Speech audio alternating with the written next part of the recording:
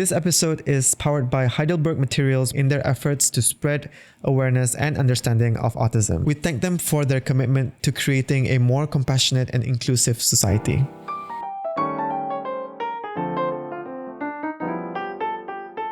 Malai Didi, welcome to Izzy Does It. Hi, thank you for having me. We met at an event, briefly spoke, and it was during my break kanto. Yeah. And ever since then, I've always like, I kept like a mental note. I need to have her on the show. We're finally here. Yeah. So how have things been since the last time we met? So when you Was that met last me, year kanto or 2 years 2 ago? years ago, I think. Yeah, 2 years ago. So when you met me 2 years ago, actually, Smarter just announced that time that we were possibly closing. Oh. Yeah, we were actually going through a really bad financial break after COVID. You know how a lot of businesses, NGOs, they got swept under the radar because of that pandemic. So we actually made a public announcement, I think, about 2 years ago, lurus 2 years ago, that we were possibly closing. And the public really came together. I think that's what really amazes me about Brunei is when something really, emergencies happen or something really viral goes away, they come together and they help, right? So because of the public help and the awareness that we spread, we were able to get back on our feet slowly. And so when you met me, I was actually kind of in a place was like, if Smarter closes, what happens? What happens to me, my kids, and the other kids that I have? And then in 2024, I started going for a more aggressive approach to stabilizing. So I wasn't stopping with everything that I was doing. I was basically making more programs, doing more awareness, doing more social enterprises. So I have 3 social enterprises. And here we are in 2025. And I would say that it's been a good 2 years of coming back. So alhamdulillah. Wow. Yeah. Alhamdulillah and congrats. Thank you. Yeah. That is insane to hear. I can understand when you said like macam sometimes like when the community comes together, it's such a beautiful but like surprising moment.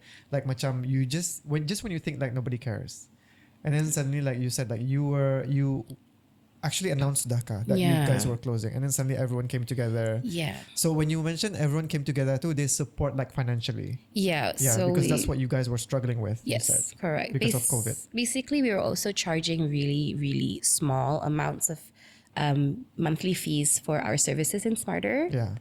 And the reason why we did that is because raising kids or having one kid with autism is like 3 times, 4 times more the expenses of a normal child. Oh. So it's actually really, really heavily financially, heavy for families ba. Kalau dorang ni ada anak yang, well, not just autism, any anak yang special, right? Any anak yang OKU we say. So it was really one of the things that you have to understand about me is that my late father, who founded the organization, he used to work in psychiatry with MOH. And he already saw this, like, people struggling to go through therapy sessions, being able to afford services, being able to afford resources. And so he wanted to make sure our services were so affordable and accessible to anyone. So at that time, we were only charging $150 a month for kids under 12. And that was barely even giving us half of what we needed. At that time, I needed $60,000 a month. $60,000 a month. Help me do the math. How many kids would you need I to have, cover that? So no, it's not about the kids to cover that. Yeah, as but in the fee. Yeah, the one fee. kid is $150, right? Yeah, at that time. Yeah. So if I would need like 300 kids. 300 kids. Yeah, but then 300 kids, and you want to make sure that you give them the best quality care. True. It's like 1 staff, 3 kids. Yeah. So the whole math wasn't adding up. No. You need this amount. Yeah. But even if you have enough kids to cover that amount, you would have Double. There's lack of resources still. Yeah, so we had to increase our fees. And I knew by increasing my fees by $100 would cause me to lose half of my members.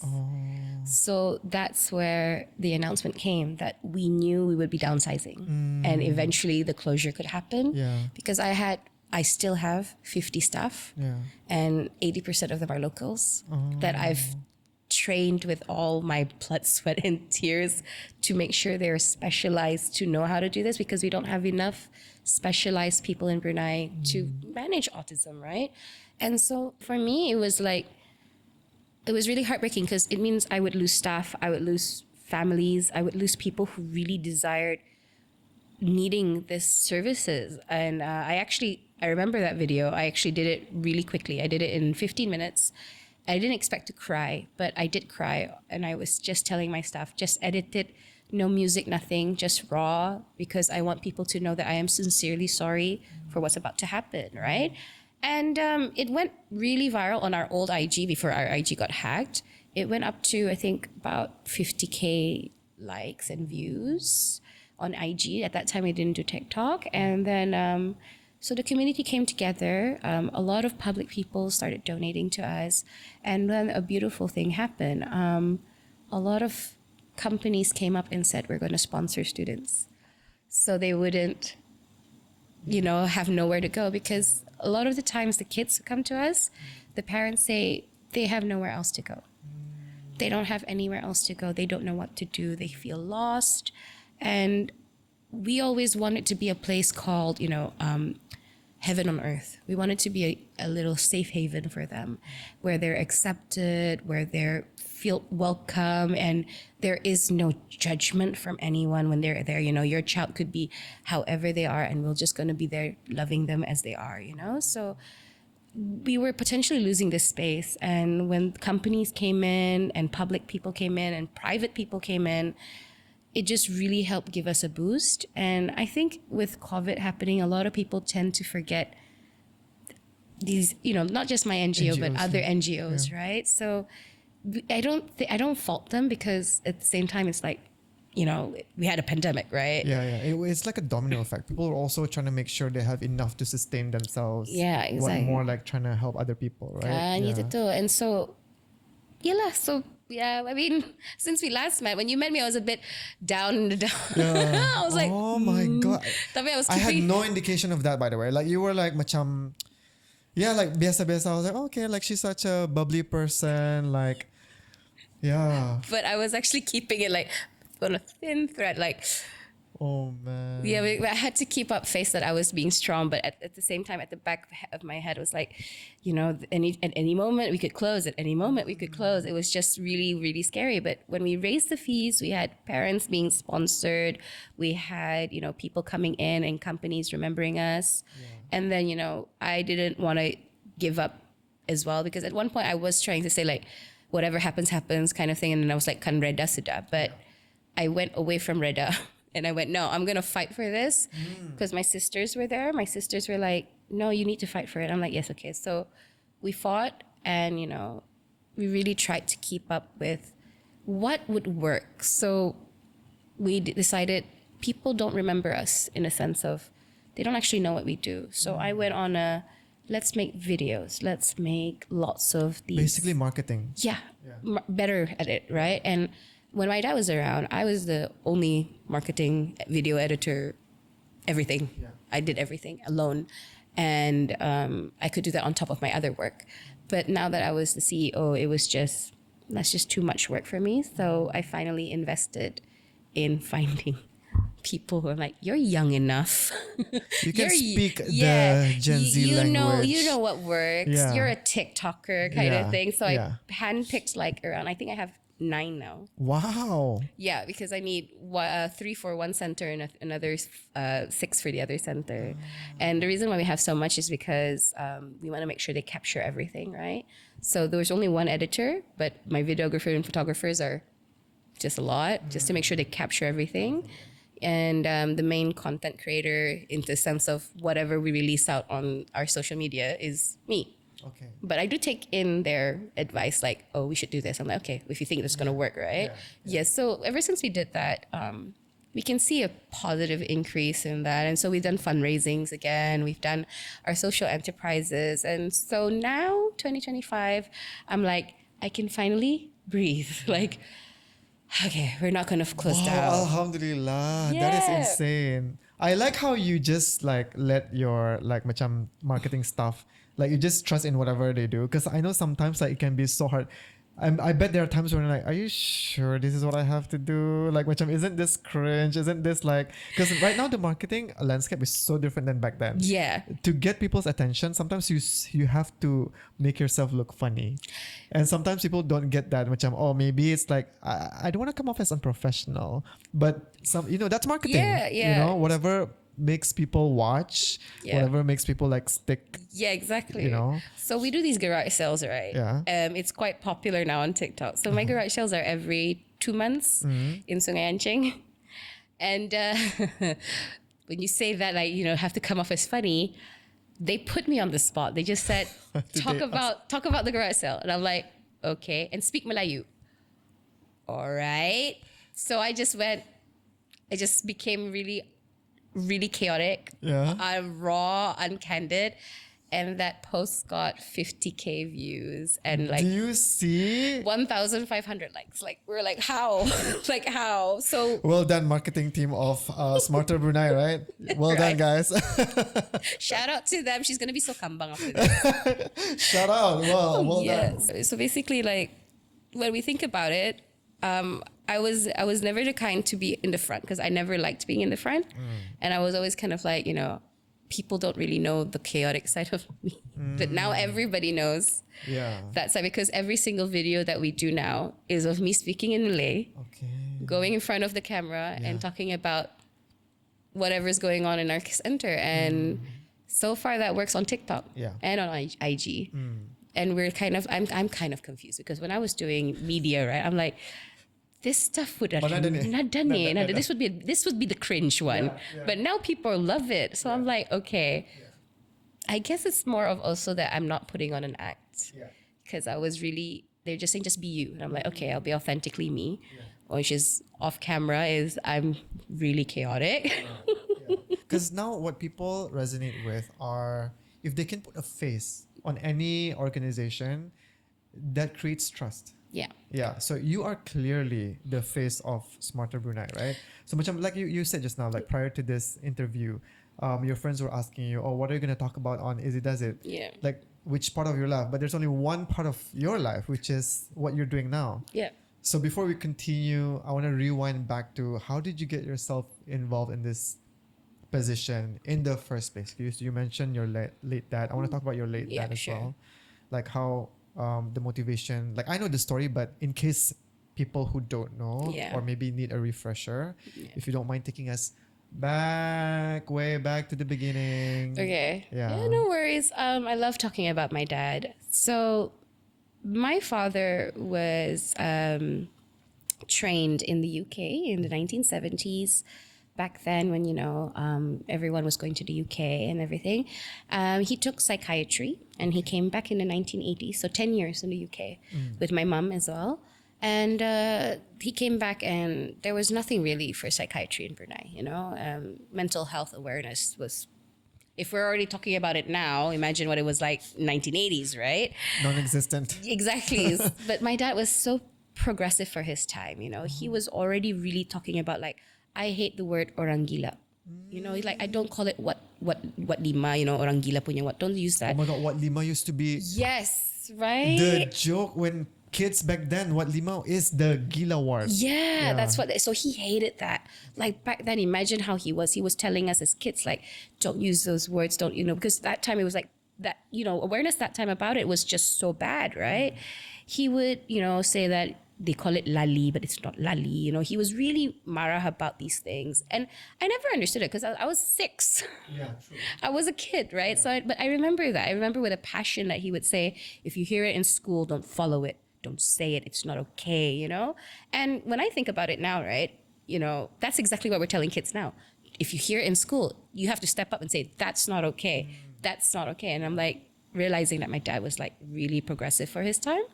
And so, and in 1997, after having 4 daughters, and I was, I was 6 years apart from my brother. My brother was born and he was the only boy and my father was so happy. My mother was so proud. They had finally a boy, but they had this at the age of 46 years old. My mother didn't really think she would ever get another child. I was supposed to be the last. The last one, the youngest. I was the bungsu in the jadi, tapi I'm bungsu girl lah. Yeah. So then 3 years later, my brother got that diagnosis that he has autism. And at that time, we were no longer in KB. We were Okay. already moved to Bandar. And my dad was already di Kementerian under MOH, right? And he knew everyone in MOH, right? My dad knew everyone. And if you've seen our TikToks where my sister speaks about the time, it's basically my sister had to pujok my dad to like, come on, we got to do this. You got to come to these family support meetings because there's nothing in Brunei. There's all talk but no actions. And then my dad was like, This is like macam back then, kan? yeah, this is like in 2000s. So as in the family support for autism, ka? Yeah, Families who have autism. And anak with autism. Yeah, So back then there was like a group tapi under like not like there's not persatuan, just like this group meetings lah. Yeah, like families who just come together. Yeah, just come together just to talk and talk. It was about a few of them, like 10 kali about there. So, and their kids were diagnosed not in 2000s. My brother was diagnosed in 2000. They were diagnosed like in 1999, 1980, 1998. Yeah. So, time itu lagi autism was really like non-existent in a sense. Like you've never heard of it. You don't know what it is. It was the biggest enigma of the 20th century, really. And basically my dad, who already knew what it was also still learning. And also some people from MOH were also like, Malai, you need to do it, you need to help them. And with all this pressure, he finally decided, okay, I'm going to do it, right? I'm going to open up something. So he met with these families. They decided to open up SMARTER. And the only reason why SMARTER Brunei was born was because of my baby brother, Farid Azim, who's not really a baby anymore. I mean, if he watches this, he's going to be so angry at me. He's like, I'm 27 years old, kaka. But I'm like, but he's still my baby brother, right? So that's how SMARTER was born. It was officially set up in 2001, and we've been around for 24 years now, right? And next year will be 25 years. So for me, I was only, how old was I? I was only 9 when all of this happened. Yeah, I was only 9 years old, coming 10. So I don't really remember a life like before Farid, really, because I was too young to remember much. I do remember like a lot of Blayar and everything like that. But my childhood was really centered around SMARTER and Farid, and my dad bringing me everywhere with him. And he brought me everywhere because one, I was a child. Two, it was because he wanted me to really understand Farid, my brother, right? Is it because you were the closest in terms of age? Yeah. Yeah, okay. But I had 3 older sisters also who were really involved with Farid. Okay. But they all went to uni. So my elder sister is 10 years apart from me. Oh, okay. And then the second is 8, and then the third one is 6. Okay, yeah, that's still more than 5 years. That's still jauh lah. So by the time I was like a teenager, they were already in uni. Yeah. So it was just really me and Farid, like throughout our whole lives. Like, so me and Farid, I actually didn't like my brother. Okay, back then. Yeah. I was a kid, right? I didn't really understand anything. And all I remember was that everything centered around him. And my father took notice of this, and he actually sit me down. I was like, 12 at that time. Sat me down. He was like, why don't you like your brother? And I'm like, who said I don't like him? He's my brother. I have to love him. Angsty teenager. Yeah. And then my dad was like, no, but I can tell you don't really despise him, but you're not really okay with this. And I'm like, well, how is it that I can't hang out with friends? I can't have friends come over. I can't do anything that my sisters did, because again, my sisters, before Farid was born, they could have a normal childhood, a normal life, a normal teenage life. I did not get to have any of this normalcy, right? So there was always a little bit of resentment that everything centered around this brother of mine, and I couldn't understand it. And so my father didn't want this. He didn't want me to grow up wanting to be away from him, or like, I'm going to leave this place and everything like that. So he made sure that I would really get to know my brother and bond. So by the tender age of baru siap PMB, Oh my God, PMB. 15 years old. It's SPE now, that they call it. Yes. So I was 14 years old. He said, this December, you're not going to have a school holiday. You're going to volunteer every day at SMARTER. I thought it was a punishment, I don't think that helped in you. Actually, funnily enough, Yeah, I mean afterwards. But it, prior to that, like, did to you the feel point like that I was really angry. I Yeah. was like, oh, and then he's like, no, you have to do it. And I'm like, fine, I'll do it because I couldn't say no to my dad, Yeah, right? And so during that time, I was so hating it. I was like trying to be rebellious, not wanting to do it. But then I actually grew to love it. And when I came home and Farid was having a little bit of a difficult time, he was crying and he was starting to do self-harming things, I decided to massage because this is what the teachers taught me there, the therapist taught me in the center. And when I did that, I remember Farid looked at me with this face like shock and he stopped crying. And then he started laughing and I went, do you like it? And he started laughing and I went, okay. And that was the first true bonding moment I had with my brother, that we were actually like okay with each other. Yeah. And ever since then, we're like, I'm the only kaka of his that has a normal relationship with him in the sense of he bullies me and Yeah. I bully him back. Yeah, like a normal sibling banter. Yeah, banar. Wait, he was how old at that time? So Because I you were was- 15, 16. Yeah, he was so 6 years apart. So I was about 15. So he was about 11 or 10. Chimato. I'll give you an example of how our relationship is now. Because with his other kakas, he's manja. But with me, this is how it is. I don't live with my mom anymore. So I don't really see her a lot as much as I want to. So I come over whenever I can. And I went to my mom's house and he was there.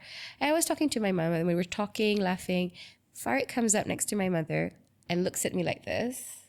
And goes, and then pulls my mom away from me and brings her into the room and then closes the door. When I try to open it, it's locked. And I said, what are you doing? I want to talk to our mother. And when I opened the door, he's smiling like, no, you can't talk to our mother. She's mine. I'm like, apa kan? Macam, usul niya tu macam, because he's non-verbal, but I can tell from his face, he's like, no, you can't have our mother. Every time I want to talk to my mother, he kisses her face, dipalok niya. And I'm like, Farid, I want to talk to my babu. Can I talk to my babu? I haven't seen her in a while. And he starts laughing. And I'm like, oh my God. Or he brings my mom to make him food and stuff. And my mom's just laughing, going along with it. But I'm like, see, this is exactly it. People don't believe me when I say that he bullies me like a little brother for no reason. Or he'll just stare at me like how some brothers, just stare at you for no reason. Like, he'll do that and then he'll laugh. And I'm like, kenapa kan? But I love it because I know he doesn't do this to his other sisters. He just does it with me. That's how close we are. That means it's a special relationship you have going on. Exactly. So from that moment, every time school holidays, right? I would volunteer in SMARTER. I wouldn't do what normal kids do. I wouldn't have like... So this time it was out of your own desire too. Yeah, I really wanted to do it. Like O-levels, before my A-levels, can I volunteer again? Yeah, sure. So I've started volunteering. And then after A-levels, I'm taking a gap year. I want to work part-time, you know? Then after that, masuk uni. And then semester break, I work back. Do you remember if your dad ever noticed this? He noticed everything. Yeah. So did he ever say anything? Like, oh, why the change of heart? Like... No. He probably thought, oh, my plan was working. Yes, basically. This is a psychiatrist, right? Yeah, He planned it all along. Yeah. But also, I didn't realize that when this happened, my dad already started doing things in the sense of he was planning his legacy. So when I had that desire to want to be with SMARTER, and I would come back every time semester break or anything like that, I didn't realize that he was training me to take over. I didn't realize that he was mentoring me. I didn't realize any of this. He did it so subtly. Well, okay, I say subtly because it's my brain, but everyone said no, you were his ikor. He would bring me to meetings. He would bring me to trainings. He would tell me to sit down in trainings that I've done, but pay attention to how he speaks, he says, how he engages with people and how he uses stories to tell them about how to manage autism as lived experiences. And that was 15 years of my life doing that with him. And, he, even when he was still in MOH, he would bring me to Sukang and Rambai. What's that? Sukang is a really pendalaman in KB. Oh, okay. And Rambai is also a pendalaman in Tutong. Oh, it's a kampong. Yeah, kampong right. area. Okay. Yeah, really pendalaman. And he would be training nurses and doctors for their induction programs under MOH dulu. And he'd bring me for his trainings. He'd bring his anak to help him with the trainings because he wanted me to see how he does it and learn, because he realized I'm very observational, Yeah. and I'm very more hands-on when I learn. I'm not a falcon. Even though I had Yeah. great memory, I hated that kind of way of learning. You're more practical than Yeah, basically. theory. Yeah. So he put me in these situations, and I was like 17 years old, 18 years old, following him with orang pegawai kerajaan MOH, being trained in induction, nurses, doctors, admin staff of MOH with him. And we were just really, I just didn't really realize this, right? And my mother knew, but she kept quiet. So did my sisters, because they were all in the UK. Yeah. I decided to do my uni in Brunei because I got married. I decided to get married because, again, time ato, if you have a boyfriend, you have to avoid. Halalkan. Yeah, jangan ada fitnah and Yeah. stuff like that. So we got married very young, and I was Like in how uni. young? Oh, I was 20 when I got married. Okay. Yeah. Yeah, I'm 33 now, turning 34. Yeah. Right, but yes, but yeah. So basically, I got my young really married. I got young, really married. You got married really young. I got married. I got you. Don't worry. Thank you. Sorry. And I was in uni. I had a baby. I was working part time. Yeah. And your dad approved of all of this. Like He was he was okay. He was supportive. My father. The reason why I think all of his kids, even Farid, are the way they are is because both my parents, despite being traditional in terms of adat, Okay. they're not traditional in terms of how to raise your kids. Ah. So they were very the type to sit us down and talk. Like as I said, right? I was 12 and he sat me down to talk with me like an adult, like what's wrong, what's up, kind of thing. So as young as we are, we had family meetings. Like I was 9, but he would involve all of us. Yeah. So he would talk about, hey, look, listen, this is the situation, right? That's how he told us about Farid. This is the situation now. Even when, we had any kind of family problems or emergencies, he'd sit us all down and we'd talk it out. Yeah. And he says, every voice is valuable, even if they're a child. So my dad really, my dad and my mom really. Oh my gosh, I really have such a huge respect for your late dad now. Thank you. Yeah. What a man. I mean, he had daughters as well, right? Yeah. So he kept telling us you need to be self-reliant and independent, because in this world, men are not kind to women. And he's a man. You don't trust men. Yeah? Don't trust men, he said. But if you find someone that you trust and you love, I will approve. He was that kind of man. Like he would never question us. He would just talk to us. Like, not even like, are you sure? He would be like, this is your life, I'm here. You let me know, and he would support us. But any sign of trouble, he would come to save us. That's my dad. Yeah. So my dad and my mom basically really were this great team. So that's basically why I think, if I really remember it correctly, like growing up, I think my success, or whatever success that people see upon me, is really a testament to how I was raised. And so that's how I got involved with Smarter. I mean, I remember my dad was like, okay, you finish uni, now you're going to work with us. And I'm like, I can't even go kerajaan or whatever. He's like, no, abandon all hope. Yeah. But I didn't want to go anywhere else. Smarter was always the place I wanted to be, like, for some reason. But I did try to avoid it, in the sense of, I applied for a lot of Belia stuff, and I applied for a lot of opportunities outside, and I got them all. And I really tried to steer. Yeah, just be away from that. But I think orang Allah mentakdirkan, right? Yeah. So I was always meant to be there because, as I mentioned, when I was 20, I was married, I had a kid, right? So 2 years later, he got diagnosed with autism. Oh, your first. My first. Okay. My first son. So that was the moment that I kind of went, just because he has autism doesn't mean I have to work with Smarter, right? He'll just go to Smarter, kind of thing. And then I got pregnant again at the age of 22 when he got diagnosed. My first got diagnosed, I was pregnant. At the age of 24, I found out my second was autistic. Oh. And that's actually what broke me. Yeah. In the sense of, okay, I have 2 kids with autism now. Oh, macam terdiam lah, macam wow. this is my life then. I have to work with Smarter, kan? So once I embraced that, I worked with Smarter, and I wasn't initially CEO. I was actually just director of admin. And then in 2019, my dad upgraded me to COO, Chief Operations Officer. Yeah. And 4 months later, after I got promoted, he passes away. And that's how I became CEO. Yeah. Because no one else could assume that role that he did, because he was the CEO. So everyone was saying, you're the only person that can do this, Didi, because you're the only one who's been working with him since 2000. And Since you were a child, honestly. yeah. Yeah. Yeah, since I was a child. Yeah, I was the one who never left, Yeah, basically. yeah. Yeah. So that's how I am where I am now. And it's not really, I mean, I've told this story before, but it's not really something that I would say I have any regrets. Because again, macam, after my second born, si Hazik, and he had autism, kind of like just fell into place. Macam, bahaya tu sudah tu. Macam tu bah. You know, like, that's your life then. And you're like, okay, that's fine, you know. So, yeah. Guess that's how I hear. You look shocked. Yeah, I'm just like, okay, wow, what a journey. I'm just also like amazed, like one part like gave me goosebumps just now, because I'm just trying to understand like your late father punya thought process, how he, a part of me like, did he really plan this, or is it just something that he kind of like sort of knew instinctively?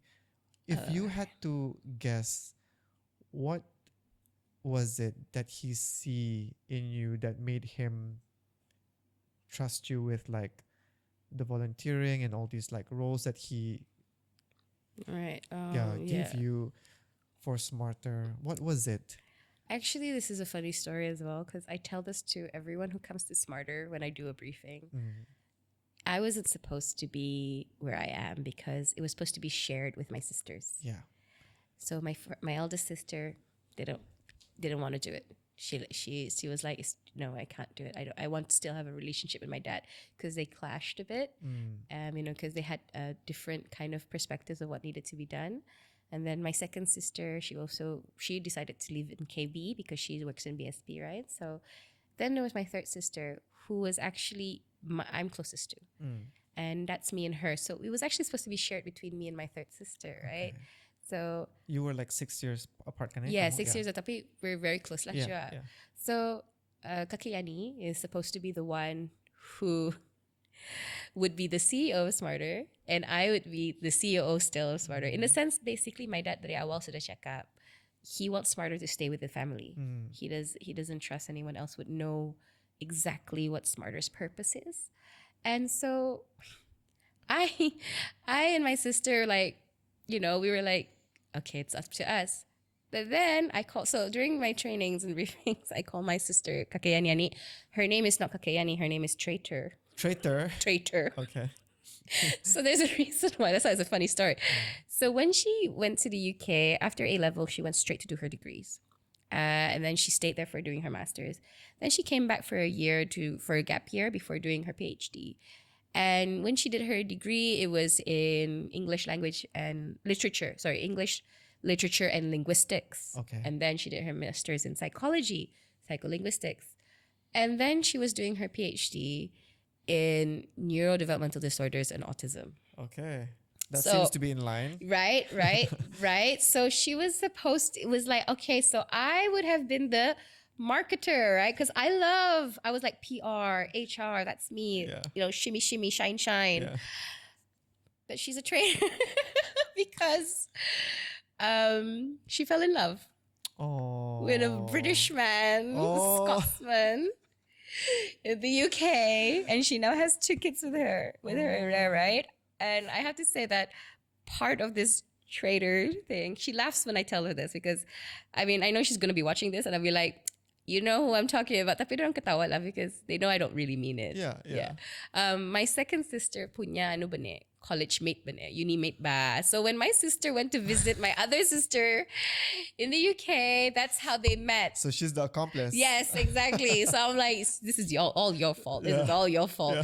So when that happened, when my dad got wind that she was getting married, or before they were getting married, Yeah. he knew like she's not coming back to Brunei. Yeah. She's not coming back to Brunei. She needs to live her life. So he put all his focus on me. And if you're gonna ask me like what was the one trait was, again, I'm gonna be very, very honest. What people see right now is a very demure Yeah. or graceful person. No, but real people know that I'm actually a mix of everything. But my truest friends would know that I was actually really, really rebellious, in the sense of I really didn't want to have a set life. I just didn't want it. And I remember a point, again, my dad, kan niya jenis yang sits us down, right? I was always in the car with him. So our conversations alone, one-on-one with my dad, would always be in the car on the way to work or on the way home, because it would be a long drive with the jam. It would be about 45 minutes. So early in the mornings, we'd have conversations. And I remember that time he said to me, you need to be ready. And I didn't get it at that time. I didn't get it. Well, ready for what? Shibato. You need to be ready. You need to assume the role that you are in now. And I'm like, what more like ayah can I do? No, you have to be like me. You need to emulate me. And I'm like, no one can emulate you. No, you can, because you're my daughter. I know you can. And that was such a high expectation. But I remember the reason why my dad did this was because I was the sister who loved drama and theater and loved performing, loved acting. So I knew when to put on a show and I knew when to retract myself. And my dad did musicals as well for SMARTER. So I was always the main character. Main character vibe, sorry.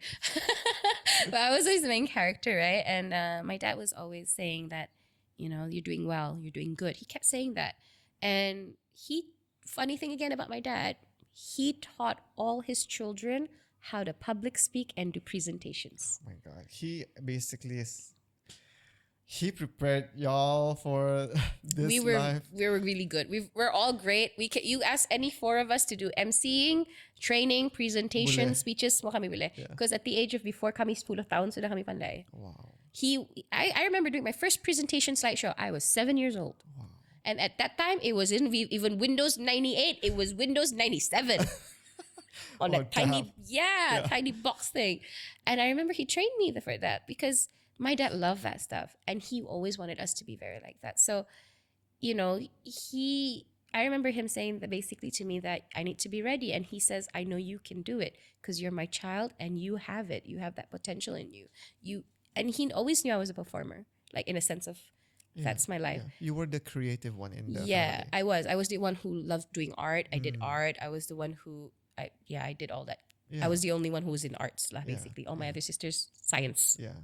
Science stream lang nila ron eh. Maths, science, physics. Well, one of them is an engineer. Yeah. 2 of them work at oil and gas. There you go. And the other one is in the UK being a biology teacher now. So I'm the only one who really is artistic in that way, right? So he kind of knew very well that I had a flair for this, but I didn't see it. Yeah. Obviously, I didn't. Even when my dad passed away, I was just in this kind of like, I can't do this, I can't do that. But it wasn't until my oldest sister said, who told you have to fill in his shoes?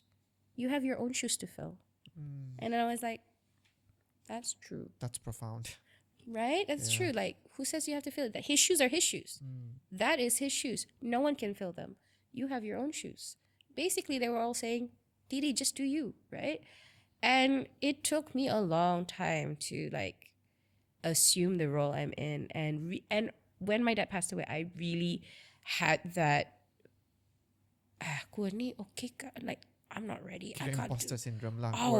It was really horrible. It was really horrible. Like, no, I can't. I'm self-doubting like for 5 years. It is a huge responsibility. It is. And it wasn't just I'm not doubting myself. Everyone else was doubting me, right? But wait, are those facts, or do you think people are doubting you? A bit of facts and a bit of assumptions, like, because I've had some people actually question your capabilities. Yeah. But I never took it to heart, because I would be like, I can't blame them. They don't know my story. Because I was, again, ikor my dad. I would only be behind him. He's a very tall man. I'm a very tiny woman. So you could barely see me anyways, right? But people in the government knew who I was because I would join meetings with him. And whenever they ask comments, my dad, again, after he gave his comment, Didi, do you have anything to add? I'm like, no. If anyone's going to ask me how it was like to work with your father, I don't recommend it for everyone, right? You don't work with family. Yeah. But when I worked with my dad, we had a clear boundary. Work. After that, After father, home, daughter. father, daughter. And I'll be like, I didn't like how you spoke to me today. I'll be like that. And he's like, well, I had no choice. You weren't listening, but you weren't listening to me as well. So we'd have these conversations and my mom would come in and be like, I agree with Didi.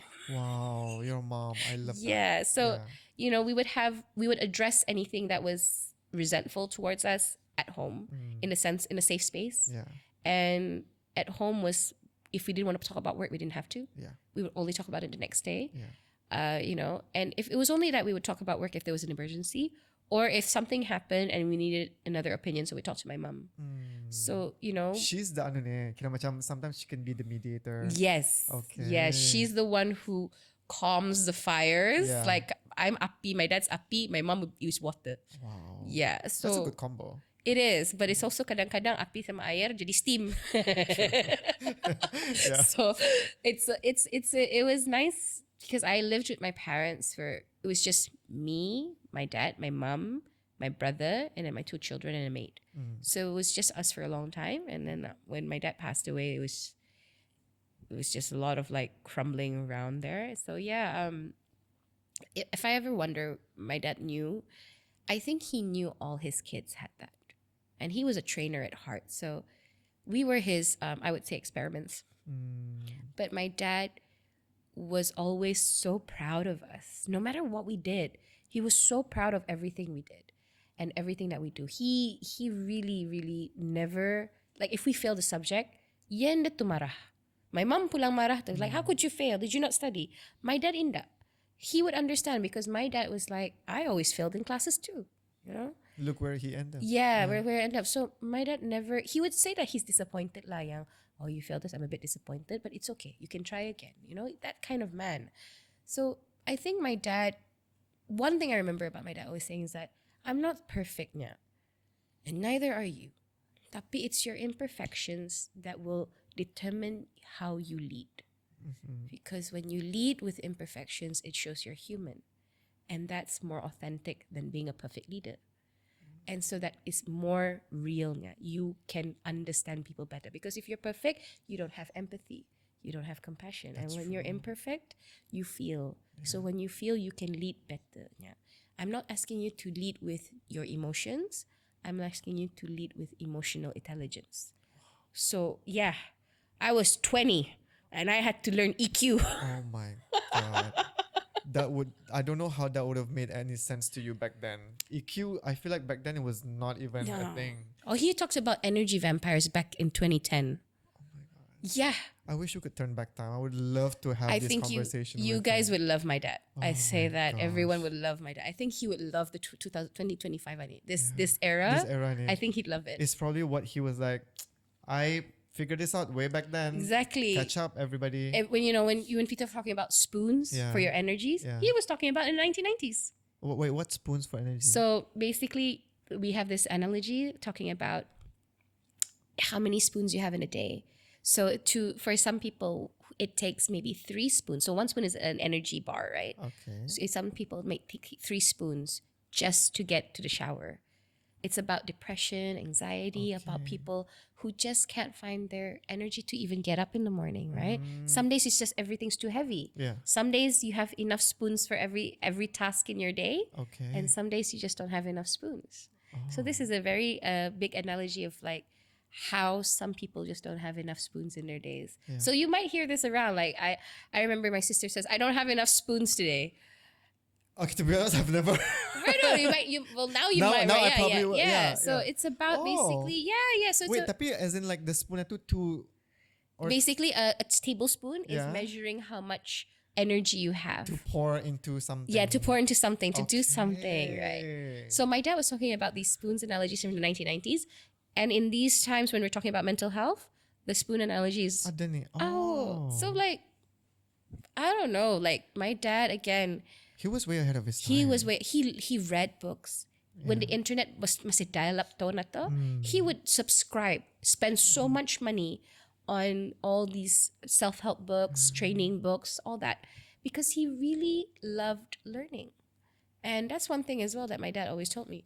Just because you're a leader, don't stop learning. There's always something new to learn, right? Yeah. So I think that's why he really trusted me as well, was that I was always so excited whenever I found something online, and I'd be like, ayah, look. And then, I come to his office and I talk about it, and we talk about new strategies, or can we do this program? I always came to him to do new things. And he would say, okay, we can do it.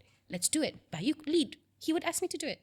So he knew that I love doing something new. And I think because of my creative side, he knew that I wouldn't be like stuck in we've always done it this way, because he was also a very growth mindset kind of man. Oh my God. Yeah, dari dulu sudah. He's like, don't be, you have to be a growth mindset. Like, just because it worked this time, it's been 10 years now, you need to update yourself, kind of thing. Don't be outdated. I mean, I can see you were so adaptive with the whole marketing strategy. Oh, I have to. Yeah. Right? Yeah, but exactly, Yeah. right? The whole marketing thing was like, as well, I think that one I have to credit my uni years, because we were doing Profcom in media and we had to analyze everything in media, right? We had to analyze what was working, what was not working. Why does this ad work? Why does this ad not work? What are they trying to say? So it stayed with me that I don't like TikTok, but I'm on TikTok because my kids will be on TikTok, right? Eventually. Yeah. And I don't understand everything that they're doing, Yeah. but I don't need to understand. Yeah. I just need to understand why it relates to other people, right? Because you're not marketing for you. Yes. You're marketing for other people. Yes, correct. So if I don't like it, doesn't mean So this is something as well that I'm telling my peers who are in their 30s, who are like, oh, I'm not on TikTok. I'm like, you should be. Because when you have kids, right, you don't want to be that parent who's like, I don't understand this. The parent that you guys made fun of when you were teenagers, right? That's what You don't want to be that. And then they're like, oh, such an age gap. I'm like, you guys gotta get with it, right? And that's exactly why I'm on TikTok, because I need to be on there keep up with the times. Yeah, and as be able well- to speak their language as well. Exactly. As well as like, I know that people say I'm still young, but my team of 50 staff, and 90%, 80% of them are locals, are all under 30. Most of them are under 30. They're like 22, 23, 24. And I'm like, that's not too young. Then I calculate, it's 10 years, it's 12 years, and you're like, okay, I am old, so I feel the gap. They give me looks now when I go into the office on my attire. Okay, I wore a very Gen Z core baju, and they gave me a look like, you look nice today. I'm like, oh, but if I wear something like skinny jeans, they're like, I'm like, I'm sorry, do I look like a babu? Wow. Yeah. So I have to advise everyone, like, get on TikTok. Yeah. Get on there, find out what they're doing, because there is some value to them. And also, like, for me, I love talking to the younger generation, because from their point of view, it helps me realize how to market for autism. Like, what do you guys want to, because they're so progressive as well, right? This younger generation, they're all about boundaries and setting, strict standards for themselves. So I also want to kind of know, like, what would make you care about people with autism, right? So that's something that I have to attribute to my dad and my degree, in the sense of kami growth mindset atu helps bah now. And my dad really prepared me in such a way that you just have to roll with the times. Don't question it, don't resist it, because the only constant in life is change, right? So he always says to me, be ready, but also I have to keep in mind je kan, to keep my morals intact, my ethics intact. So everything that we do for autism, I wouldn't say that my program has changed, because from the last 24 years of what Smarter has done, it's still relevant to this. yes. And what the only thing that has changed is dulu mungkin like it would be acceptable for us to bring them to a certain kadai. But then after tapi now we probably bring them no longer ke kadai saja, ke mall kali sudah macam tu lah. Okay. So we upgrade, you know. Yeah. So that's the only. I guess back to the question of what my dad saw in me is more of, I think he saw a lot of himself in me, and he just knew I could be molded, right? So I call myself the conditioned baby. He conditioned me to do this. So yeah, that's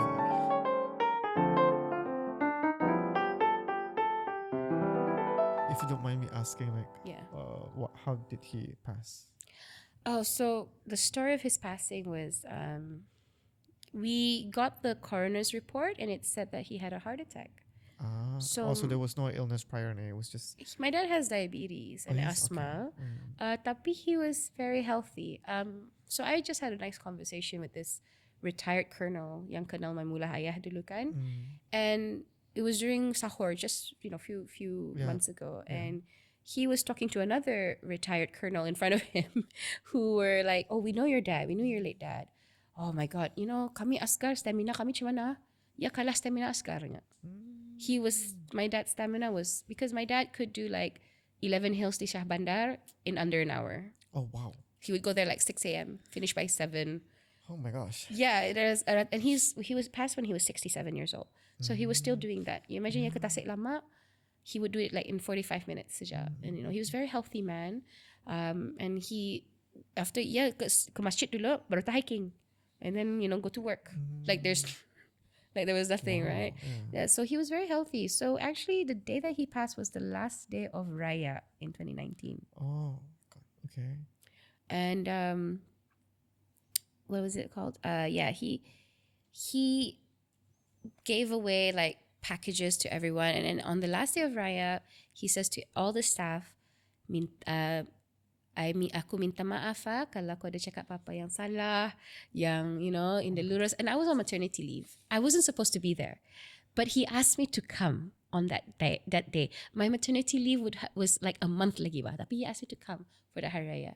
So he minta maaf to all the staff, and he said to all the teachers and all the students like, if apa-apa halalkan makan minum ko. And then everyone was happy. Salam. It was very meriah lah. Yeah.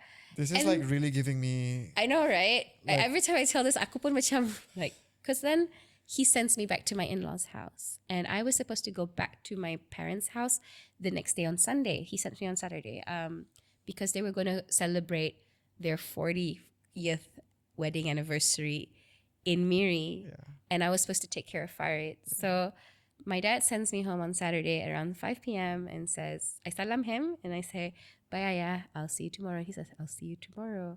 Then he goes back to his car. He goes back home, and then my mom says he was healthy. He was fine. They had dinner. They were watching a movie together. They were playing. He was playing with my kids, because I sent my kids awal. They tickle near my kids and everything like that. He was hugging them and everything. My mom around 12 a.m., 11:30 was still outside membuat minuman. And my dad comes out saying he can't breathe. He can't breathe. And my mother was about to help when he just collapses on the ground. And my mom had to call my sisters, everyone, because kami tinggal dalam jungle. We're literally like really 5 minutes away from the main road.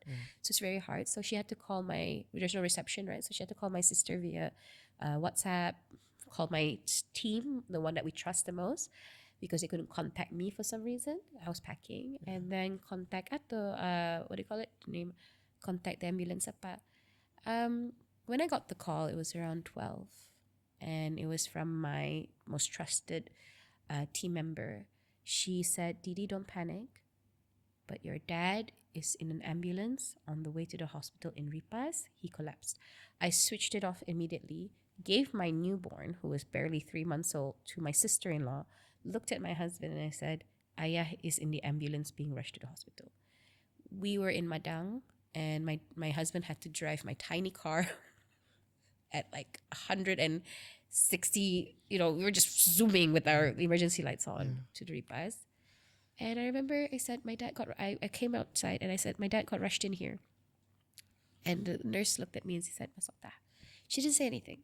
But when I masok, ada dokter tu keluar from one of the, what is it called? The little areas, the bay areas at the Okay. Yeah. where I saw my dad kind of resuscitate. And from that moment, when I came in, I didn't even see my mom, my sister. I knew he was gone. But I broke down, I cried, and I said, I'm so sorry, Babu. I kept saying sorry to my mother because I said I should have been there. Because I am a trained chief instructor. If I was there, I didn't come, if I went home on Saturday instead of Sunday, I could have tried to at least give CPR to my dad. I'm the only one in my family who has this training because he trained me. Oh no. He was a chief instructor as well because he always said, in case anything happens. So I was saying sorry. I was just on the floor. I was hysterical. My husband had to escort me to a private room. The nurses escorted us to a private room. The doctors came not long after that and they said we tried for 20 minutes to resuscitate him because the doctors knew him. Because you don't do that for 20 minutes. After 10 minutes, you're supposed to stop. But because they knew him, they just carried on. They tried. And he was gone.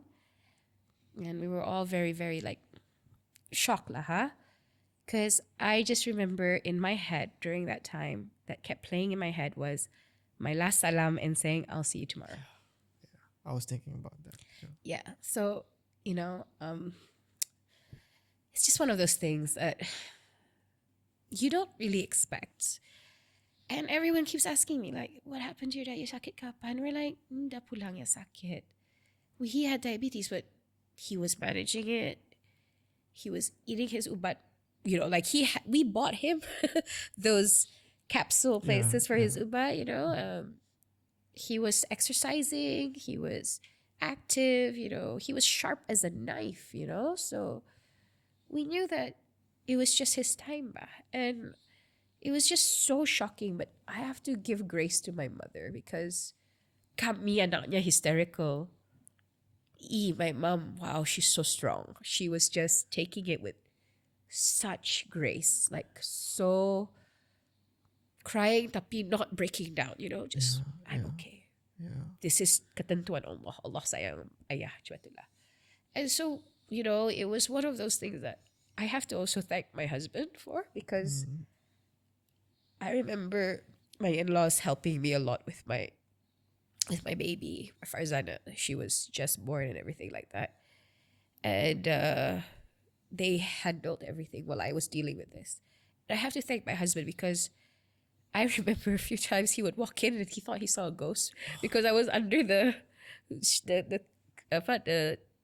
blanket and I'll be like this and I'll be just walking around aimlessly, really distraught. And he would have to hug me and say, it's okay. It's okay, So he was so solid in that because I lost my rock, And I think I've said this before, but the hardest part of losing my dad was walking into the office. Right. Because I've been with him and we talk in that office a lot. So it was one of those things. Yeah. But yeah, so thank you.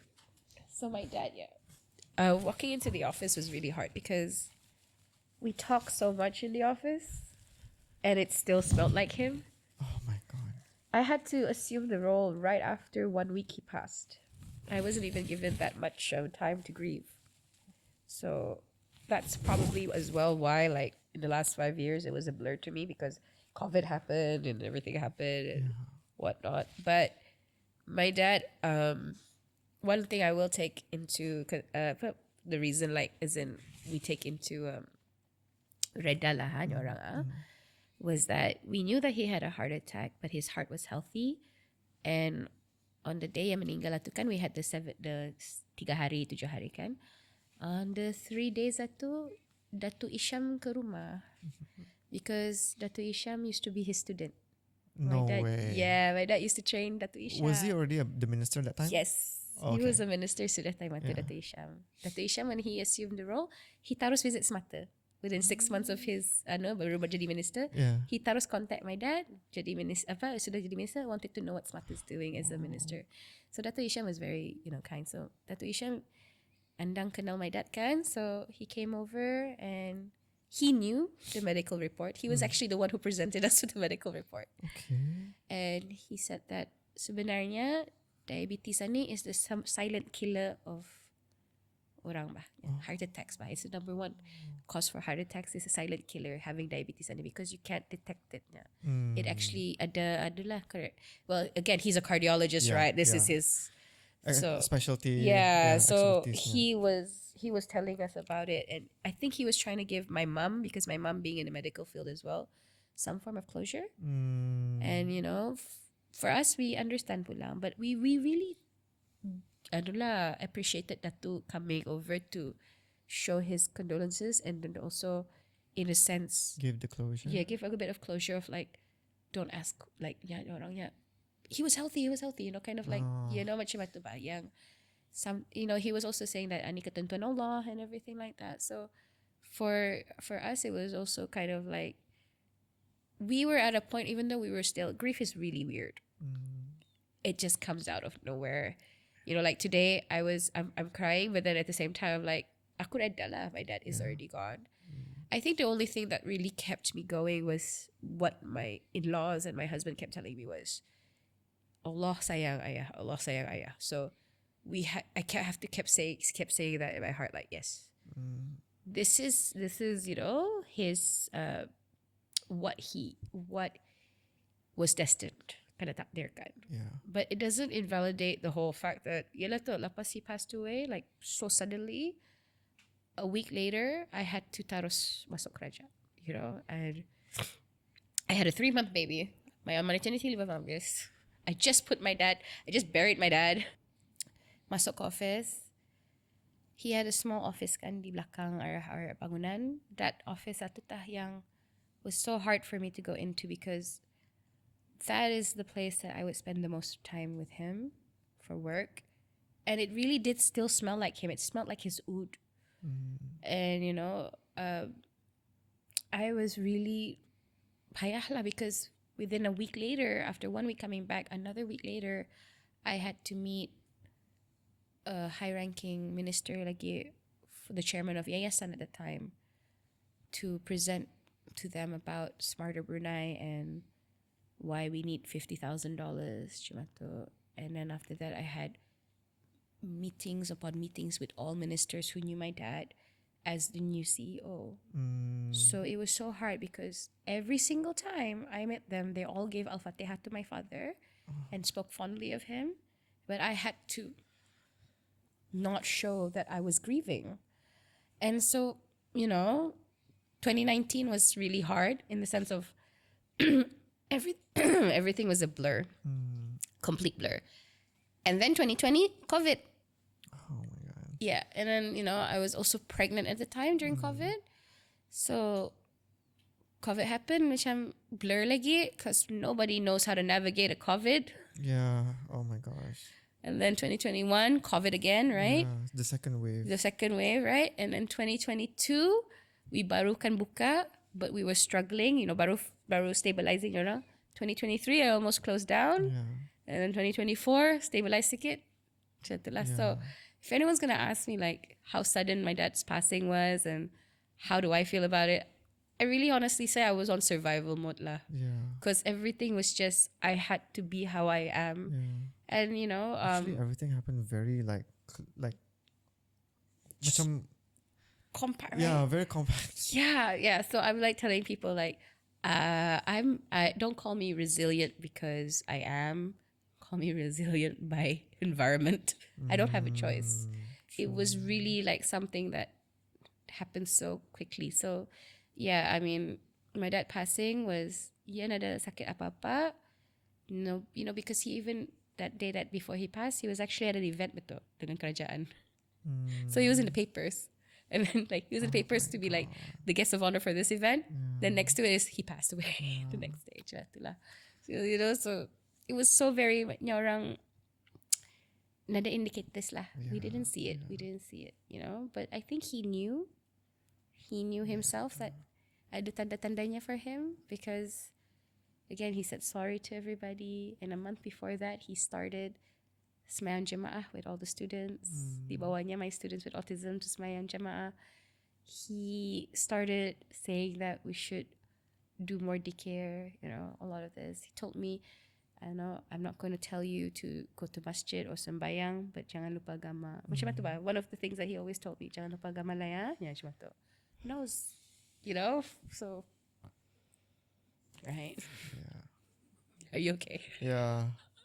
It's just like, it's very scary when people leave all of a sudden. Yeah. It's so different when you know they're gonna go, so you're like kind of, I don't know, I'm not saying anyone can prepare for like to lose anybody, whether you know or not, whether you expect it or not. Yeah. But this, when it's a sudden departure, you're forced to like relive the last moments you have and like start questioning what you could have done. Exactly. But in reality, like there's nothing you could have done. And I think also macam when you say like, it's Allah loves him more, which is obviously like the only way you can see it. Yeah. But it's hard because it's intangible. Ba? Oh. So you just have to stick with that belief.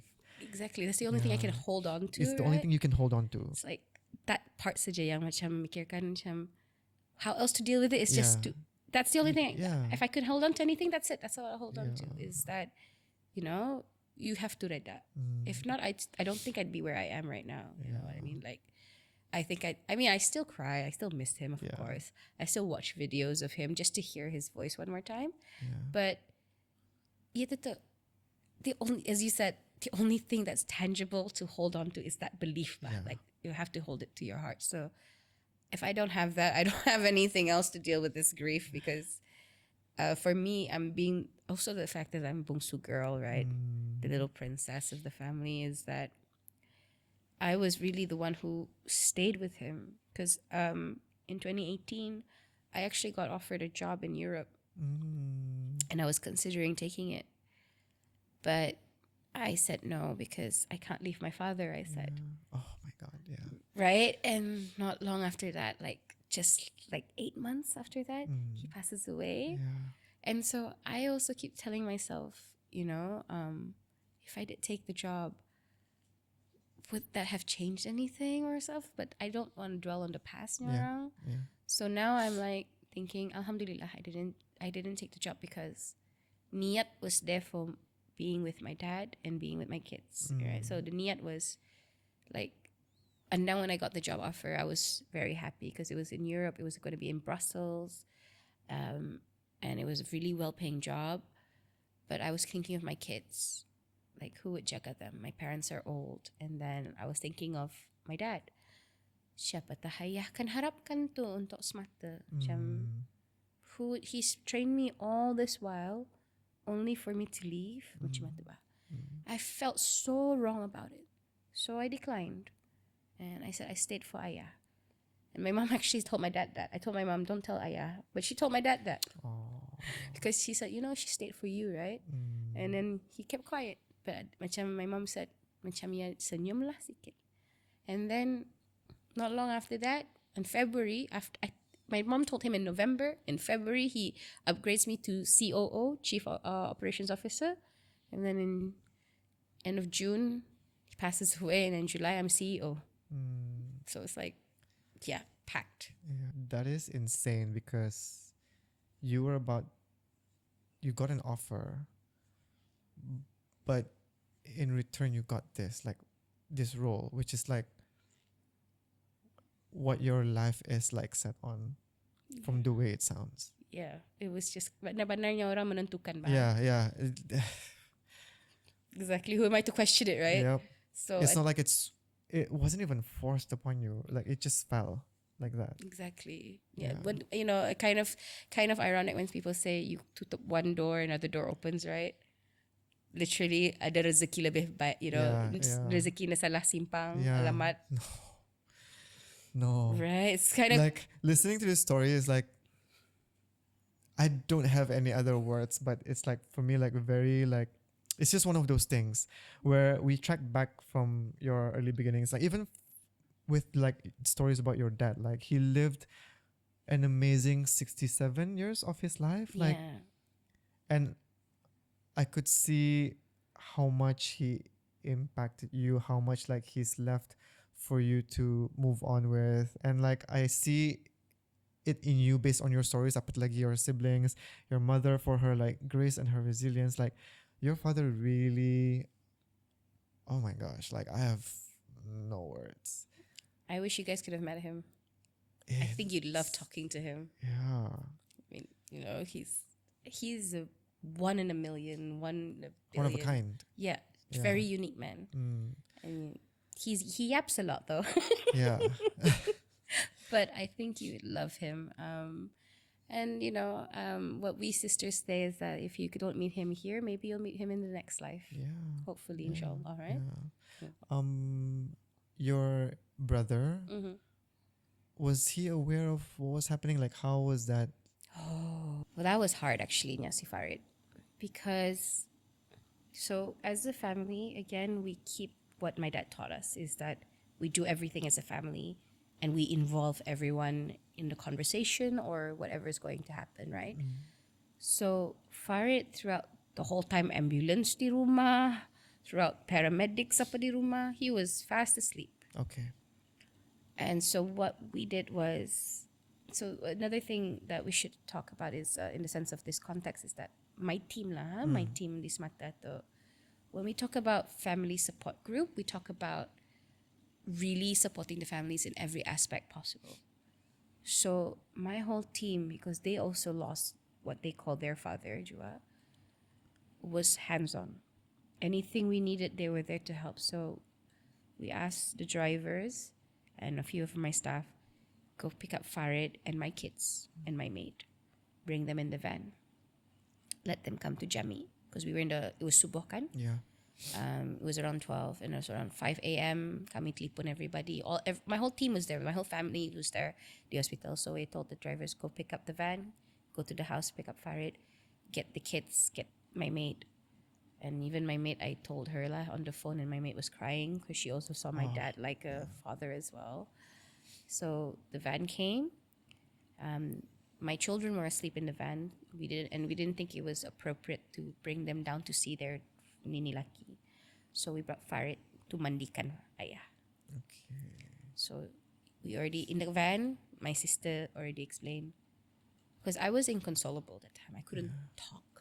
I couldn't speak. I was just quiet. Even my face was just shut saja. You couldn't talk to me lah. Basically, you didn't even know if I was listening because I was in shock. But I heard everything. I remember seeing everything. It's just that I couldn't speak verbally. Right? I couldn't say anything. I could post on Instagram, but I couldn't speak. Yeah. So we brought Farid in and we told him Suda, because Farid's nonverbal, but he's a very perceptive boy. Ayah has passed away. Ayah is no longer here, okay? And you're going to see him for the last time. Farid, tulong mandikan na. So we brought him into the tempat and Farid looked at him. And I remember sobbing because I wasn't sure how Farid, he touched Ayah and everything. And I think Farid, I believe he did get it. He did understand. He was just also like us, like in shock. But he didn't have like any like sort of catastrophic reaction like we did. Like he was very macam melihat saja. Pigang niya sikit. Then we told him to mandikan. And he was so calm, so quiet jua. And kept like looking back and forth at our ayah. Then looking at why the sisters were crying. Then, lapas satu ayah kena sembayangkan. Farid was in the van again, but he kept looking. We brought Farid all the way to sampai ke kubur. And mind you, it was Bandar Kuchuriya, right? So we didn't know that rupanya you could have an escort. As in they would let you go through the apa namanya tu, the highways and stuff like that. Yeah. So rupanya dapat. So my dad kena kebumikan di Lumapas. Why Lumapas is because that's where my mom's side is. So my mom wanted to be with him. So he said, so kami ke Lumapas. Ataupun Farid melihat ayah kena turunkan ke dalam and then kena put the tanah in And we told him this is Aya's final resting place. You know, we had to explain.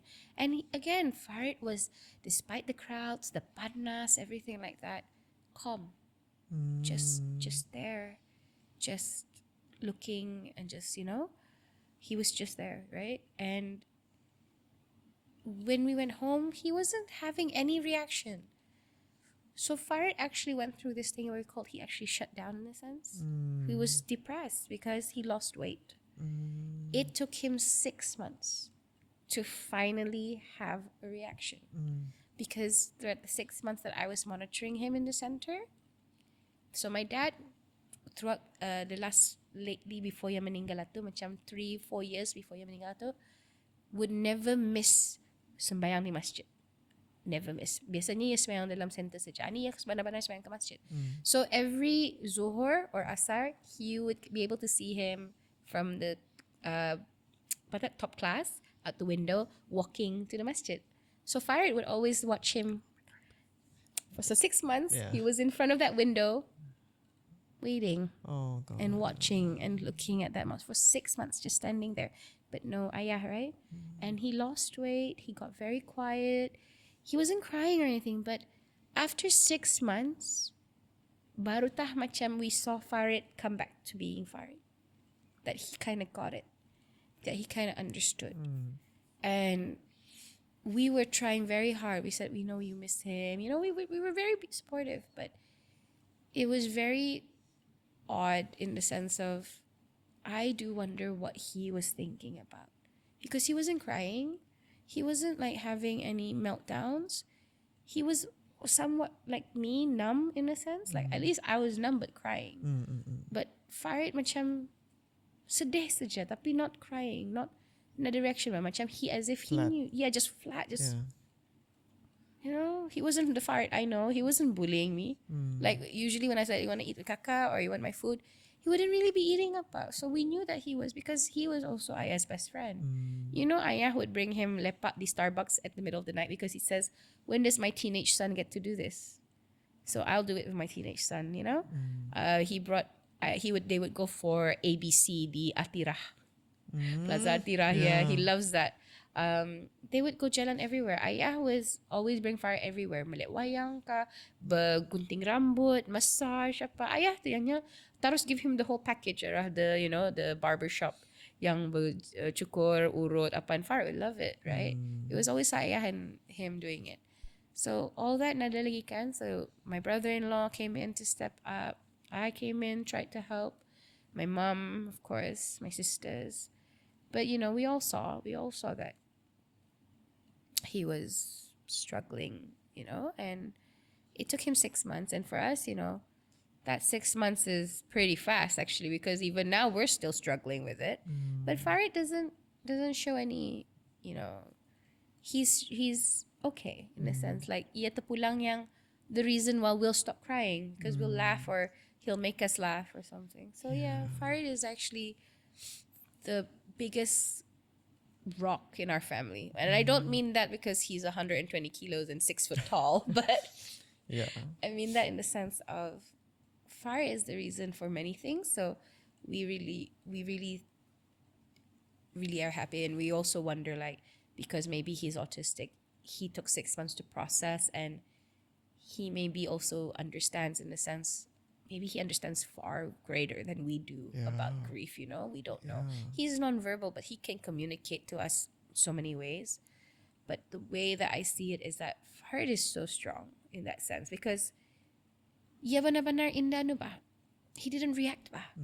He was really just deadpan, tapi that reaction of his made me think maybe he was really, processing it himself. And then he saw my mother cry. So macam mesti be strong for my mom kind of thing, because if he reacted, how would that feel, right? So we have to thank Farid a lot, because if Farid did like react in a way that we did, I don't know if we would take it harder. That's because true. Like we would have been so much kami tu pulang yang really sad because we don't know how to comfort him, right? True. But the fact that he didn't do that was actually really comforting in a sense. So I don't know if he was being strong for us or he was being strong for himself. So it's really sweet lah, my brother and it, So I mean, But now he's fine. He's back to his normal, usual thing. Yeah. But that time, we do know that when people ask me this question, does Farid know? Does Farid understand? Yeah, I'll say yes. He does. He definitely did, and he didn't.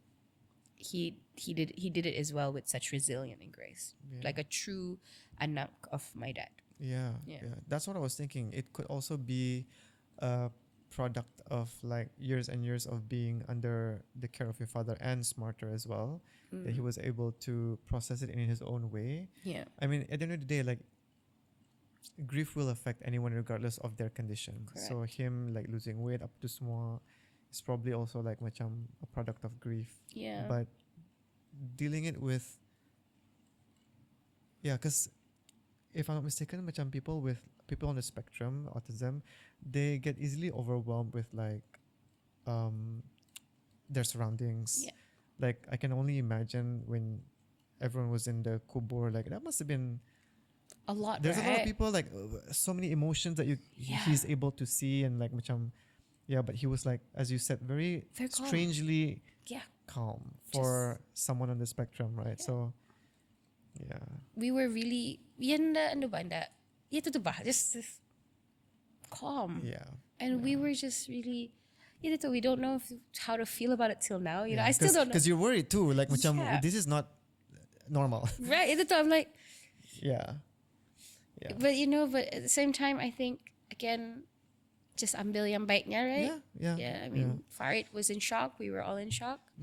And it did take him 6 months, but I would say 6 months until he became his normal, usual self is still pretty good because in 6 months I was still, what am I doing? in and out. Yeah. Because grief it hits you like you're having an amazing day. Nothing could have,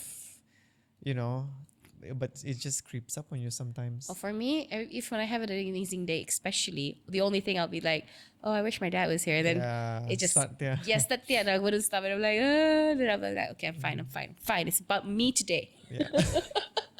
Okay, now I'm curious because you said a week after and you were still on your maternity leave, supposedly. Yeah. You were supposed to.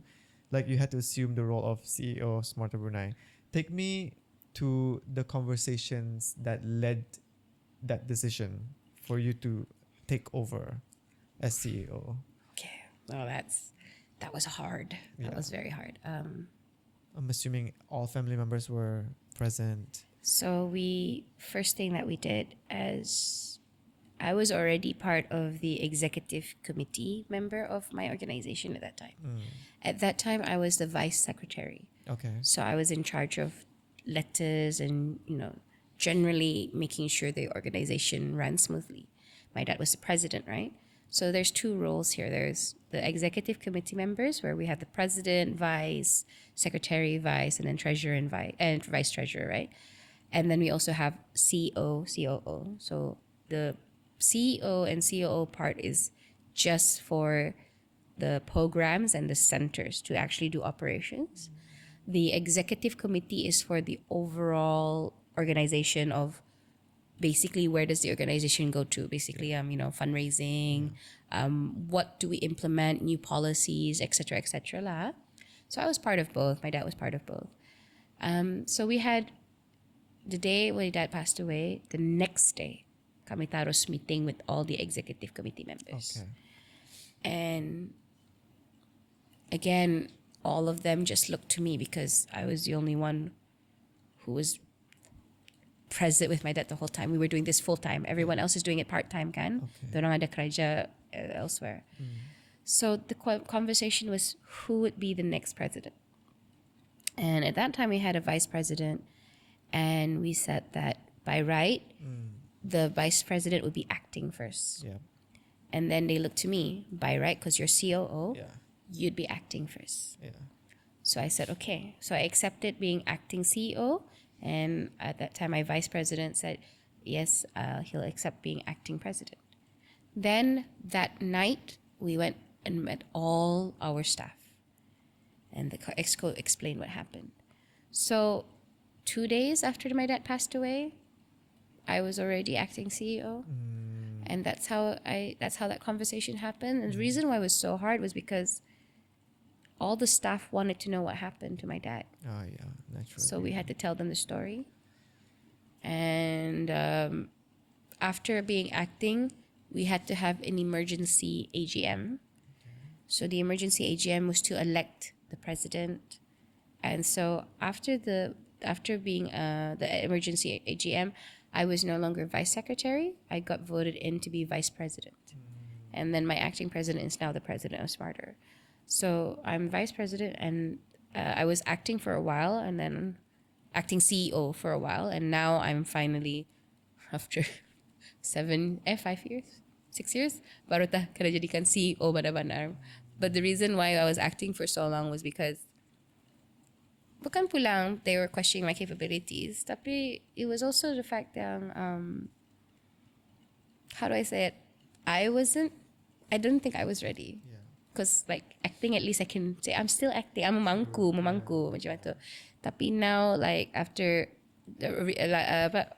earlier this year we had a exco meeting, my mom bertanya, masih acting kan aku ni? And the exco went, you're still acting? I'm like, we never officiated it. Yeah. So they're like, no, you're CEO. So the reason why it was a difficult conversation is because when we wanted to find a new president, my dad only had a selected few he trusted. And I didn't want to be president at the time because having so many kids, at that time I only had 3, but having so many kids, right, I would have to split myself up into 7 people at once. So I'm comfortable where I am right now. If I was to ever be president of SMARTER Brunei, I would have to find somebody to take over my role now, because being president is already its own kind of responsibility. So line CEO is different. President is different. Okay. So many responsibilities in one. Because president, you're also heading, I mean, I don't know if maybe I should mention it as well, but I'm also actually currently the president for the Council for the Welfare of Persons with Disabilities in Brunei. Okay. Wow. So 9 NGOs bergabung. Yeah. I managed to advocate for them to government to be their unified voice. Okay. So like all the other NGOs, Pusasan, Kacha, Learning Ladders, Special Olympics, Budenap, OKP, SMARTER, I'm their president. You are the president. Oh my for gosh. disabilities in Brunei. Yeah. Wow. So to be a president of SMARTER is just a lot of other work again. So so there's a lot of that. So how it came to be was again from a lot of telling the executive committee and the parents that my dad trained me. I had to actually, in tears, 3 days after he dies, I was trained for this. I had to sell myself, right? And you're not in the mindset to do that. But with bangkak mata, with a baby in my arm, I have to do this. It's me. You can't give it to anyone else. No one else knows what to do. You have to give it to me. And I had to fight for it. Yeah. And luckily enough, my sisters were there to help me fight for it.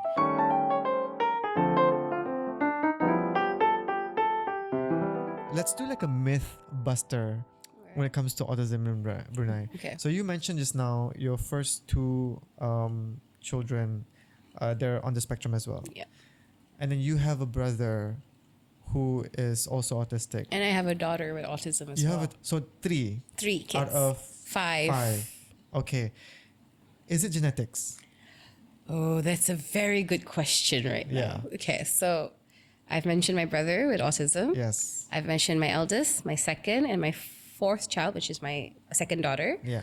And I also have nieces, nephews, cousins with autism as well. Okay. So you just asked me if it's genetics. Yeah. Now, logically, I want to say it is. Okay. But from research, statistic basis, there's nothing conclusive on saying that it's genetics.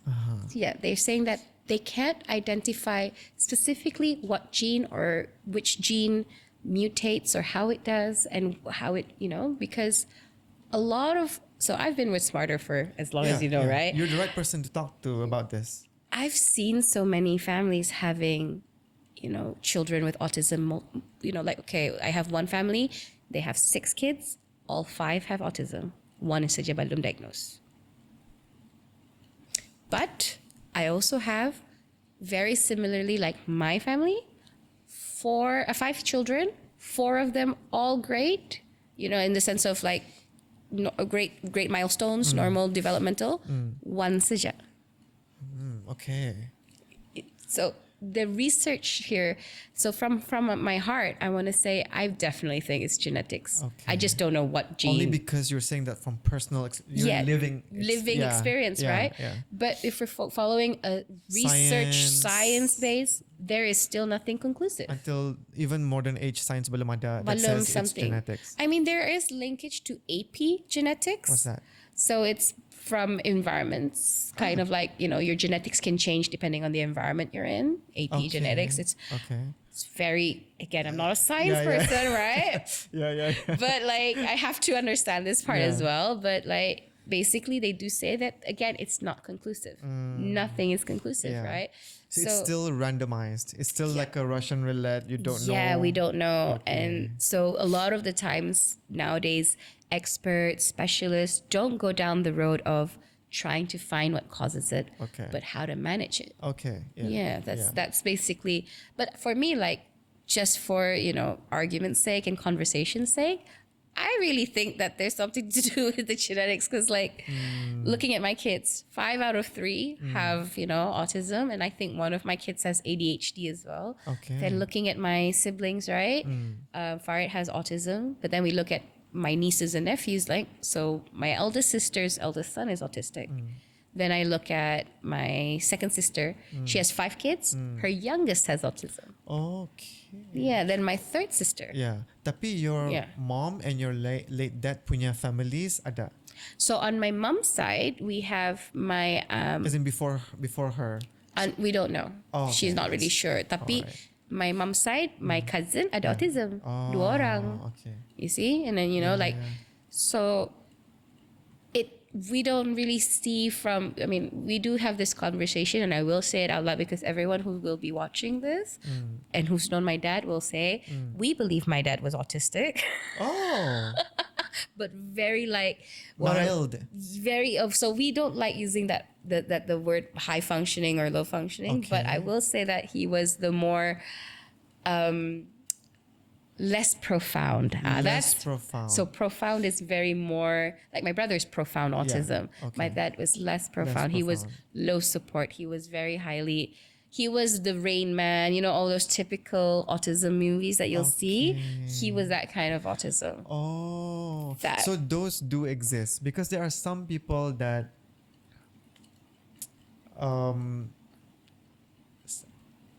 I don't know if this is right, but sometimes like macam me and my friends, like we can identify like a few, like not a few, like very sikit lah macam macam ini ada exhibit symptoms of autism, but very like on the mild, so less profound. Less profound. Only because like macam they have oddities, right? Yeah, so macam satu they have low EQ. Yeah.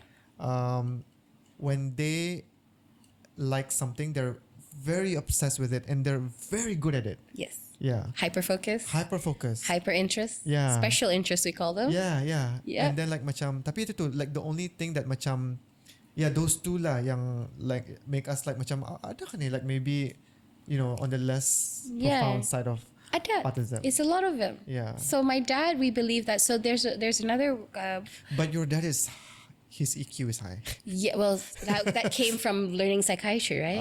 Okay. So he has what we think that he was Asperger's. So Asperger's is part of the spectrum. That is for those who are, if you talk about autism and you see all these people yang highly talented, yang very ada, itu sudah tu.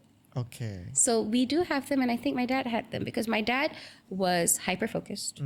He had many special interests. Did you know that in the 1990s he was a game show host on RTB? No.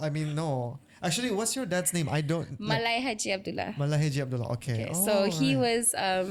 my dad was a game show host on RTB for 2 games, 5 seasons. Wow. He lived the life that... This was before Farid, right? This was before Farid. Yeah, so like... Again, he had special interest. He loved being a game show host. Okay. So he was on RTB for 5 seasons, and then, so we think that my dad was autistic. Okay. I believe that I'm somewhere on the spectrum for ADHD. Okay. Maybe. Yeah. What are the biggest differences between Asperger's, autism, ADHD? Ooh, that's wow. Okay. So, The most obvious lah. okay. Actually, the differences isn't very nampak. Okay. Because it is a spectrum, so it overlaps a lot. Yeah. So we don't look at the spectrum as a line. We look at the spectrum as a wheel. Okay, a wheel. A wheel. So we look at here, like, for example, nowadays, a lot of people with autism say, I have features or traits. They like using that. So a lot of the features and traits overlap. So people with ADHD have a hard time regulating attention.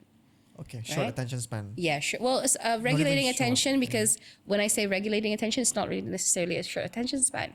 If they like something, they have a full attention on it and they can't let it go. Okay. But when they don't find something interesting, that's where the short attention span happens. Okay. So that's why it's called attention deficit, right? Hyperactivity. So this is sometimes not in some autistics. Okay. So if you meet one person with autism, you meet one person with autism. Okay. Not two autistic people are the same. Oh. So it's there are common traits, common features, but not exactly one person is the same as the other, right? So macam, for example, with ADHD and Ilaha, for example, if why I think I have it is because I have near eidetic memory. I can remember, I remember everything very clearly and in pictures. I can remember everything about a person's life. Like literally one of my best friends said, if you want to know about me, just ask Didi. She knows my whole life. Wow. And they even forget the things they tell me. Yeah. So I have this kind of weird memory about me, but I'm also very artistic, right? So I did a lot of portraits when I was younger. But then I realized I don't like that. I like doing doodling and art, stuff like that. So for my O levels, I did cetak kain. So I made kain, drew. I was obsessed with art. I was obsessed with that. Then I didn't like it anymore. But when I was obsessed with it, it was my whole identity for a whole year. Oh my God. Yeah, That's that was my whole life. Yeah. But then if I didn't like it anymore, I would never pick it up. So drama theater, my whole life during uni. Now I don't want to pick it up anymore. Even though I know how to do it. Piano, did it when I was younger. Now I don't want to do it anymore. But I had so many hobbies and special interests that I was so obsessed with that it became my identity. And that's why my sister said I was annoying. But it was my whole identity. And so people with ADHD not necessarily have, they have a short attention span, but not necessarily always. Yeah. If they really find something they're obsessive, like let's say a child, you'll see them that clearly has ADHD. He's like running about like, what about this? What about that? Oh, it smells like peppermint. It smells like this. But then when they're playing on their tablet for Minecraft or Roblox, 3 hours straight, no drinking water, nothing, full on focus. Oh. So it's not a lack of focus. Yeah. It's not a lack of attention. Interest. It's an interest motivated thing that they can't regulate. Yeah. So that's one clear definition of like an example of ADHD, right? Yeah. And then for people with autism, another clear definition is that this is why there's a difference between ADHD and autism. Some people with autism can have ADHD juga. Okay. It can actually be double diagnosis. Yeah. People with autism, it's not about interest juga kadang-kadang. Sometimes, yes, it's about interest, but that's not necessarily what drives them to be interested in something.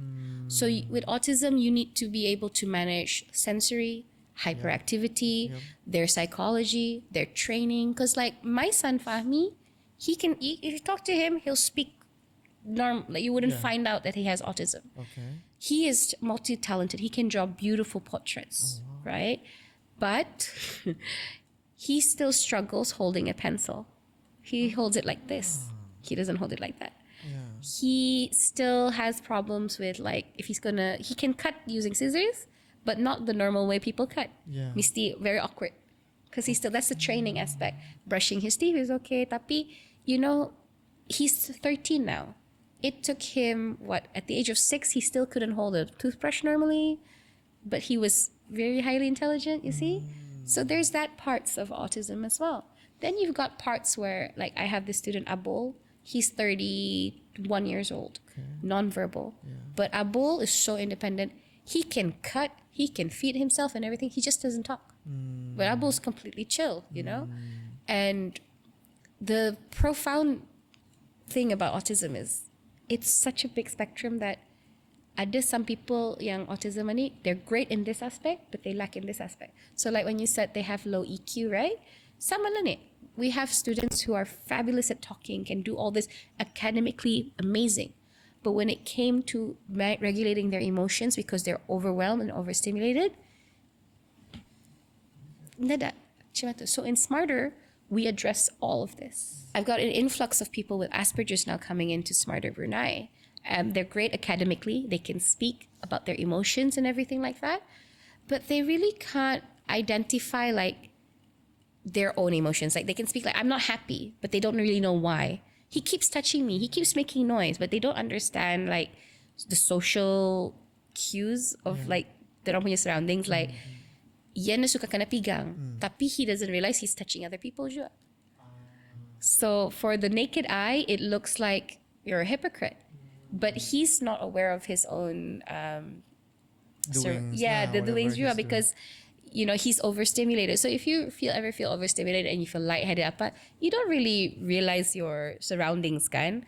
Ita for people with autism, that's a daily thing. Okay. Being overstimulated and overwhelmed with life. I explain it in such a way as that you imagine going to school. Now, your sensory system is actually what drives your body. This is something I actually really believe in, right? So my sensory system is not just the five senses. It's not just seeing, hearing, smelling, touching, and tasting, right? It's also your muscle and joints and your balance and movements. So cortisol, the stress hormone, is stored in muscles and joints. Okay. So if you see a kid or a person with autism start flapping or doing this, doing this, right? Yeah.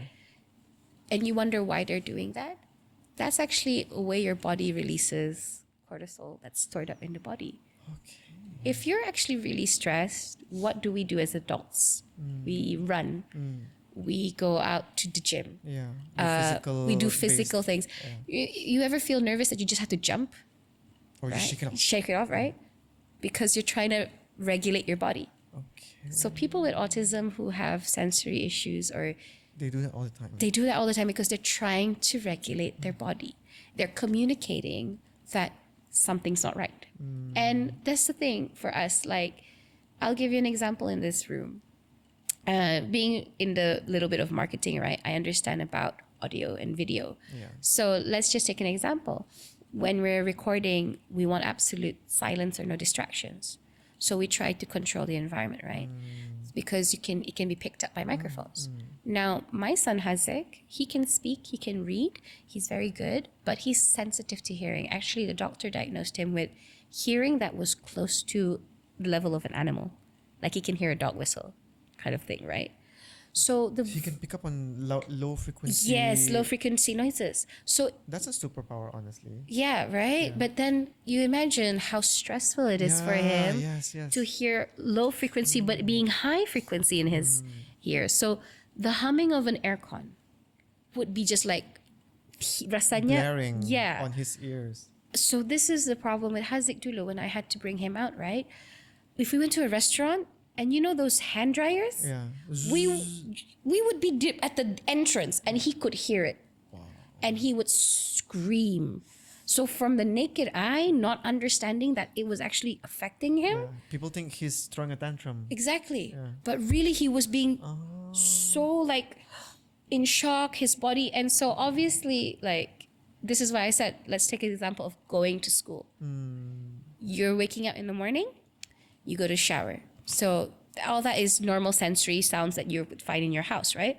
But then you get in the car and then the radio's on, you hear the cars outside, you hear horn, you hear, other rustling. Sometimes you hear motorcycles. So you're a person with sensitivity with hearing. You hear all this and you're already, okay, so you start rocking back and forth to kind of calm yourself, right? I'm okay, it's okay.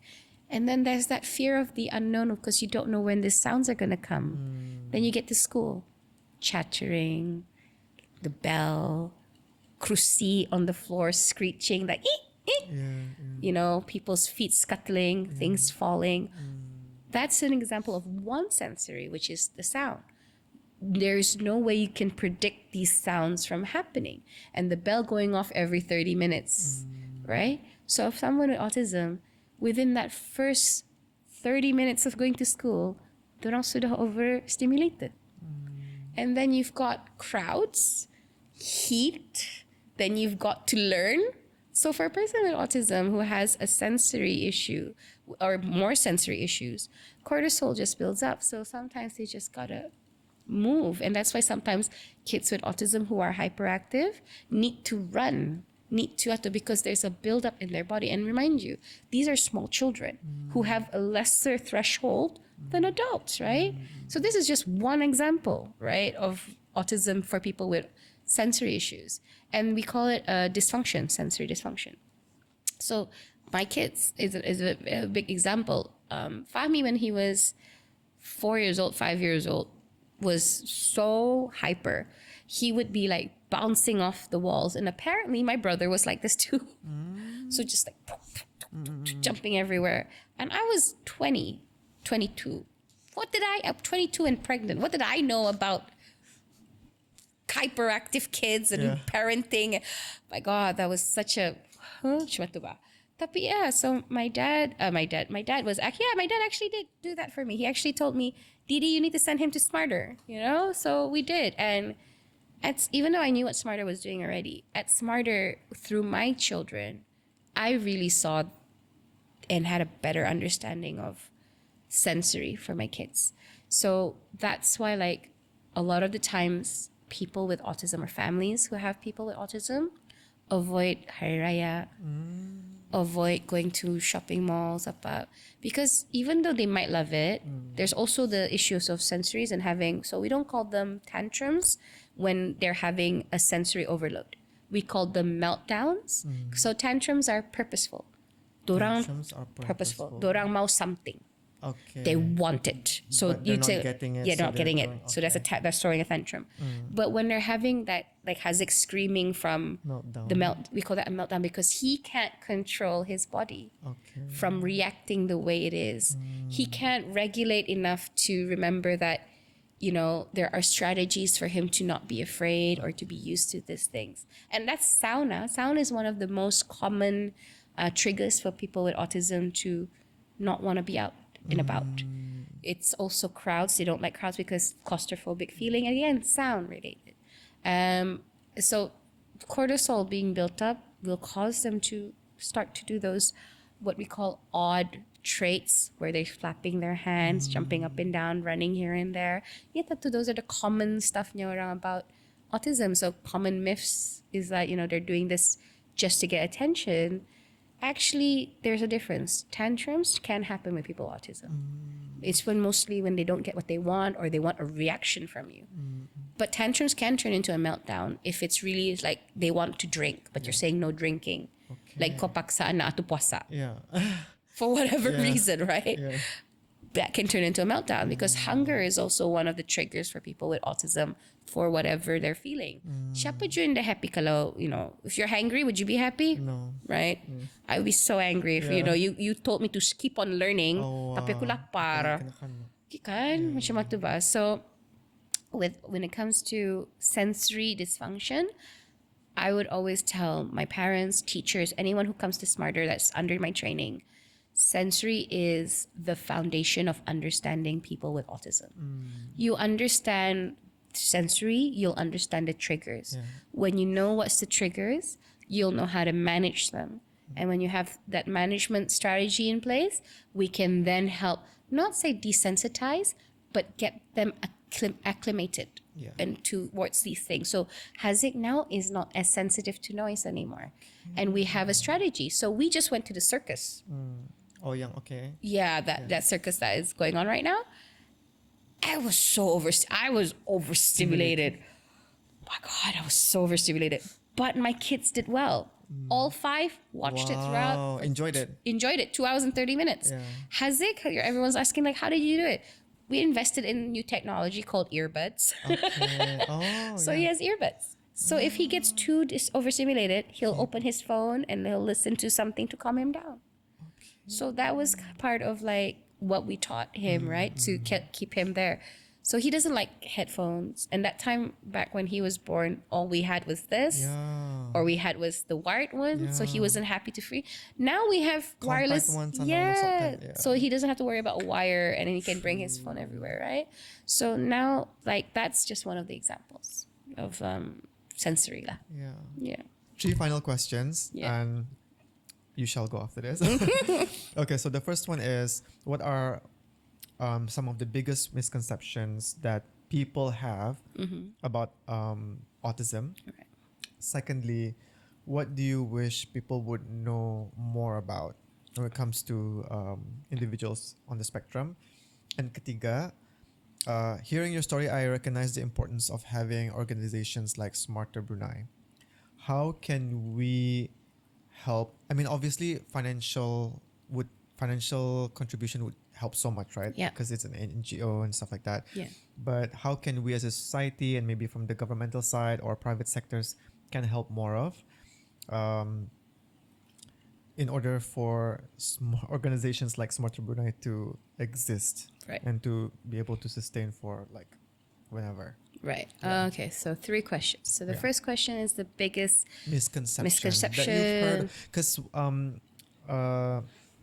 I mean, you know, this episode is sponsored by Heidelberg. So one Yeah. of the marketing staff, Felicia, you met just now. Yeah. She said, like, you know, she's heard so many things like macam orang cakap, oh jangan lihat apa tu, what did she say? Jangan people when you're pregnant, Yeah. don't interact or look at someone who is autistic, because somehow it could like make your newborn autistic too. I mean, for me, that doesn't need to be busted, because it doesn't, in general, it just doesn't make sense. So what are some of the more ridiculous things that you've heard that we can squash right now? All right. Oh, wow. Okay. Yeah. Even when she was telling me that, I'm like, I don't think we need to. That's like so ridiculous. But orang tetua, you know, they can come up with the craziest things. Yeah, it's there was okay. So growing up, there was a lot of. So one thing that misconceptions is always people saying that vaccines cause autism. Yeah, when COVID was atau. No, even before COVID. Dari dulu Oh yeah, sudah. the one that we all Yeah, have. the MMR, Okay. the MMR one. So the mumps, measles, and rubella Yeah. vaccine. They all say that causes autism. Okay. That's one of the biggest misconceptions, not just in Brunei but worldwide. Yep. And I will definitely say again, no research. Yep. It's been done many decades, research over and over again. It does not say that there's autism. One thing that I hear in Brunei a lot is, dulu mana kami ada autism ani. Ani teganya masa ani banyak autism. So orang, muda-muda ani in the resilient, something of that. Yeah, there you guys are always looking for a mental health excuse. That's basically what I've heard, like dari orang tua, right? And it's not even orang tua. Some younger people have said this, So I always say that no, autism is not a new thing. Dulu, autism was getting diagnosed with autism is not easy. It is not easy. It's very hard to get diagnosed with autism. So dulu, even more so, autism was very based on white male behavioral traits. Oh. Yeah. That's Okay. why there's more men than there are females who are diagnosed with autism. Okay. But now with more research, better resources, better understanding, we have more awareness on different cultural traits involved in diagnosing, as well as female versus male kind of behavioral traits. So now that's why we have more diagnosis as well. And there's just greater awareness on autism in general. Okay. So that's basically why there's this misconception that mana je dulu ada autism ani. Ya, sekarang ani baru tak ada autism. Macam itulah. And another misconception I would say is like people with autism hindi pandai belajar. No, they are the most perceptive. I agree. And they really can. They can be taught. And when people say they don't have emotions, man, my brother has all the emotions. My kids have all the emotions, so they actually overfeel. Okay. They're over empathetic sebenarnya. So they're not disconnected from their emotions. Hindi. Sebenarnya terlampau merasa pulang kadang-kadang dorang. Yes, for some kids who have profound autism, they look disconnected from the world, but that's also a sensory issue. So if the sensory issue is addressed, they'll feel more grounded and in connect with everything. Because, sensory regulates your whole body, right? And so then the second question was... What do you hope or wish people knew more about? Well, again, it's a bit of overlap, right? Yeah. But I do wish a lot more of Bruneians, especially because we're in my country, right? We're here, would know that you shouldn't be afraid of them. I get a lot of people who come in, flinch. Apa flinch? Flinch. Macam when my adults, especially datang, they flinch. Or like when I bring my brother out for jalan shopping. So Farid doesn't talk, but he does vocalize in the sense of, so a lot in public. I know it's kind of like mengajutkan because you're not used to it, but they literally run away like he's going to attack them. Like flinch, right? My brother's harmless. He wouldn't even harm a fly. There's a picture of him holding a newborn baby and he looks so happy. He's such a gentle giant. So I wish people would don't be afraid of them. Jangan takutkan dorang. Actually, a second, a sub question to that. Yeah. What would you advise parent to parent to tell their kid about people with autism? Yeah. Oh, that's a nice one. So I work with a lot of people, right? Yeah. So I tell them, so this boy his name is Uncle Farid. He is very big and very tall. But Uncle Farid is not like any other uncle. He's very different. He doesn't speak. And I let the kids answer if they want to. So I've had a child who says, why doesn't he speak? Because his brain is not wired the same way you're wired. And they'll be like, what do you mean? So then I go down to, this is why I love talking to kids. I'll say that his brain is like a Nintendo Switch, but you're a PS5. And they're like, so you know how we have Overcooked on both of these consoles? What if I took the Nintendo Switch's one and put it into the PS5? Then they laugh and giggle. You can't do that. I'm like, why not? And they say, because it's a different console. Yeah. And I said, that's his brain, darling. The world is not formatted for his operating system. Yeah. So for older generations, I'll use MacBook versus Windows or Microsoft. That the world is not formatted to that. So for children, I use always gaming. Yeah. It's just how the system is built, right? Yes. Okay. That's a good, is that an analogy? It is an analogy. Yeah. Again, for somebody who's not a science person, right? Yeah. Using operating systems, right? To make kids understand, games lah. Use games. Okay. To say that, so they're different in an operating system. So unfortunately, Lariling, I'll say that, to these children, Uncle Farid's operating system doesn't understand our operating system. And so that's why we have SMARTER. It's to help him understand and for the world to understand him like that. And so the kids will be like, so they'll start asking about what makes him different. And sometimes they'll say oh, that is different, but I do that too sometimes. Yeah, because we're silly, right? Well, your Uncle Farid's probably always on silly mode. So I try to make it as positive as possible when introducing Uncle Farid. Yeah. It's the same for Farzana. She's my third daughter. She's the one that was the last one to meet my father, right? And Hazik. So Hazik does a lot of silly things, we say. Like, for example, she says, Abang Hazik is, is wearing earbuds to sleep. That's so silly, Babu. I said, he probably fell asleep. But why does he have to have earbuds all the time? So then I'll explain to her about the noise and, how it feels. So we'll talk about how everyone is different and creating this environment for her, a growth mindset, to be accepting of others. Yeah. And also in the senses, when she says, Abang Hazik is, so my son, Hazik, watches this video and it's always minions. And there's a part where a minion falls. But when the minion falls, he screams to the point you think he fell or he got stabbed or something like that. Yeah. So everyone is always so panicking. But it's only because the minion fell, because he overly feels for that minion falling. My God. So Farzana will be like, Babu, it's okay. It's just a minion falling. And I'll be like, Habang Hazik's okay, he's okay. We gave him a hug, kind of thing. So Yes. another thing that I wish a lot of people knew again is that they really do feel. They may feel a bit disconnected, but yeah, they really do feel. And, yeah, that's how I explain to smaller kids or any generation. I use operating systems of either gaming consoles. Even you can use Android phones and Apple phones. It's just basically saying that the world is not formatted for them. Yeah. And I think now with the direction that we're going, as we become a more progressive like world, right? Yeah.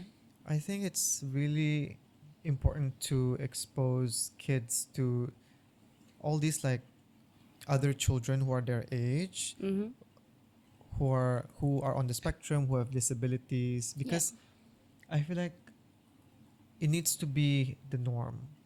It can't be abnormal anymore. Exactly. Yeah. I mean, that's exactly why I like using gaming as a way. Like, for example, if I was going to explain a person in a wheelchair, why is she there? He has a different mod than you. Yeah. And it should be normal. It shouldn't be seen as a, like, why does he have a different mod? Like, you in a game, kau pakai mod lain kan? Macam itu. So they don't ask these questions of why ya abnormal ka apa. It's more of, hey, he's just in a different, system as you. And then it's okay to be like that. True. Actually, now that when I was thinking about it, right, I feel like because I think also in Brunei, okay, satu, I don't think there can be enough conversations to be had around this because it's such a autism is just one thing, right? Yeah. There's so many other disabilities, so Correct. many different types of OKUs. Yeah. Tapi macam also like in terms of environment, we only so far what I'm observing, maybe I missed out a few, but like the only thing that are being provided for people with disabilities are parking spots. When I was in Japan, they cater everything for everybody. Correct. I was so shocked. Yeah. I was very shocked, macam like even down to people on wheelchair. I was going to an art gallery museum and I saw people on like macam these hospital equipments going there because the building caters to them. Correct. Yes. We don't see people with disabilities here out and about because the environment is not built for them. Yes. There's no preparation, there's no accommodation for them. Yeah. So in Japan, I was shocked. Tapi like people, it's normal for the Japanese there to witness people with disabilities walking amongst them. Macam biasa. Macam biasa. But I was like shocked. Aku macam like, oh shit, was I being rude? Because aku macam, why are they here? So like I think there's still a long way to go, and I do hope like satu more. I'm so honored to have this conversation with you. Thank you. Like and I hope people listening, especially parents, Joe, like it all starts with parents educating their child at home in making like known to them that there are children who are not like you exist, and if anything, like more empathy and more care should be given to people like this because like we owe it to them. Yeah. We owe it to them because our environment and our society, our surrounding is not built for them. I mean, what we like to say in the community, right, in the disability community is we're not disabled by choice. Yeah. Because environment disables us. Yeah. I mean, they always talk about special needs toilet. What's so special about needing a toilet? Yeah.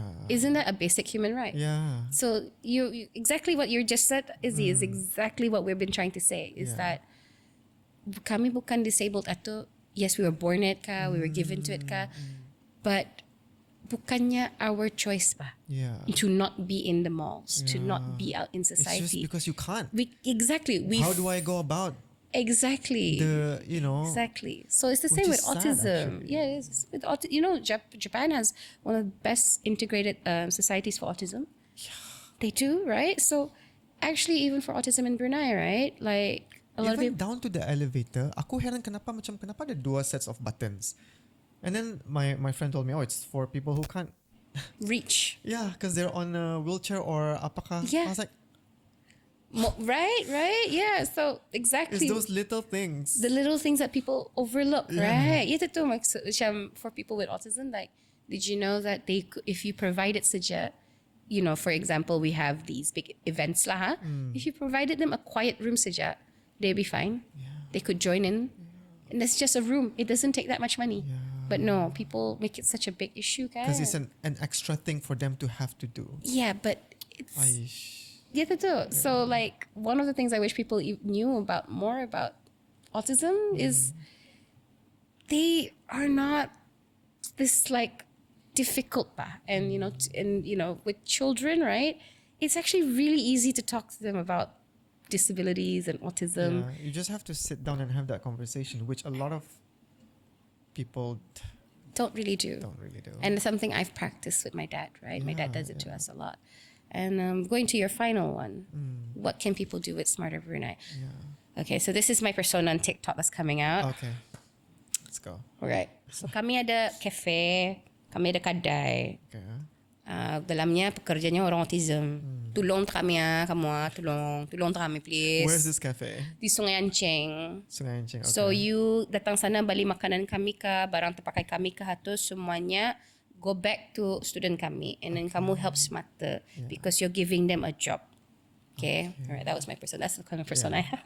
Okay. Oh, I'm really... So everything that is sold in the cafe, the drinks, the food, they make it made by... And we just released matcha. Yeah. I'm a matcha connoisseur. So apparently, I started it. Wait, what's this cafe called? Bijak Cafe. Bijak. So BJAK. Oh, Bijak. Yeah, Bijak. Okay. Is that the play on the word, Bijak? Yes. Okay. Smarter, Bijak. Okay. Also, my dad's old name his email was Bijak. No. Yes. Okay. So we also have a little mascot called Bijak. So my son calls him, what was it? Oh my God, his name was something Jackson ba. Brainy Jackson. He called it Brainy Jackson because my son loves Michael Jackson. Oh. So he's also an old soul. He's into media right now, history of media. So Fahmi drew Bijak, which is Brainy Jackson, who is now our mascot. And he called it Brainy Jackson because, again, play on word for his Nini Lucky. So how can people help SMARTER is, besides giving us any kind of donations, also come to our cafes to support local businesses. We have more importantly, financial donations, right? That's very important. If they can mampu, if you can spare a few of your, monthly, that would be great. Yeah. But it's not something also like, why don't you, so we have a thrift store, right? Okay. Do donate us your used goods. Yeah, so you can sell. Yes, because in a 3-day garage sale, we can get close to $10,000 each day. Yes. Wow. You have to give a lot of props to a lot of marketing right there. Yes. A lot of TikToks, but itulah tiga hari boleh close to 10K lah macam itu. Nak pulang always, tapi that is the largest. I'm being humble here. Tapi so that really helps us. Okay. So giving us your barang terpakai really does. You're not giving us scraps. Okay. You really are helping us with our fundraising. Yeah, because recently someone actually asked me if I know any place we can give our barang. Okay. So it's not just clothes, it's furniture, shoes, bags, anything that you think we can sell. Okay. Right? And so how can people help us is spread the word in the sense of, what? We are an organization that really helps people with autism. We're not doing it for our own selfish reasons, because that's something that I've heard about myself. Apparently all the money goes to me and not to my organization. Oh my gosh. Yes, I've heard that many times. But I mean, just also to clarify, for people who don't understand how an organization works, they also need to pay themselves because they also need the money to survive. Yeah, I do this full time. I don't do this voluntarily. Yeah. So if, for example, you find out that she's getting salary from it, please understand that that's the normal. It's how a entity is able to survive. I need to feed my kids too, right? Yeah. But I mean, they think that donation money doesn't go to the kids directly, but if anyone can help as well, like if kiranya you can't give us monetary value, maybe you can give us teaching materials because that costs money, right? So resources like like paper, ink, cleaning materials. Those things help us as well. Or if you're a, company that's listening to this and you guys say you have a cafe, maybe we can donate resources to the cafe. Go ahead, right? Those things are also things that we appreciate. To be very fair, Smarter Brunei appreciates all kind of help, monetary, in kind, or even manpower. We love having volunteers because the more people who are volunteering us, the more they understand autism, and the more that kindness spreads, because kindness is a ripple, right? So I think that would be one of the things that I want people to help more with Smarter Brunei lah. Yeah, in that sense. And, I think that's about it, right? Okay. Yeah. Wow, thank you so much Thank you. for being here, for spending the day with us. Really, really appreciate. I'm so glad we finally get the chance to sit down and chat. Yeah. So many layers to this conversation, which I appreciate. A lot of Like, content for you. a lot of content for everybody. Right, Like, yeah, it's been a long time coming. Congratulations and thank you so much for all the hard work that you've done. You and your family, your dad especially. Yeah. I don't think I have to tell you that he would be so proud of you if you were to be around. Yeah, I mean, thank you as well for having us, and of course, thank you to our sponsors for making this happen, right? And as well as people saying that I think my father would be proud. You know what's funny is that he visits me in my dreams once in a while, and tells me himself. Once in a while, I see him every 6 months. If I'm having my really down time, so the downest part of my life. So I think that even though I know that I'm making him proud, I still feel like there's so much more to do in Brunei. Yeah. I mean, especially for my kids. So I hope that this helps raise more awareness. Me too. I really hope this will help. Yeah. Like, this is one thing that I feel like this is just like the smallest thing I can do, and I hope like it will help a lot. Yeah, inshallah. Inshallah, hopefully. Thank you very much, Izzy, again for this. Thank you so much. Okay.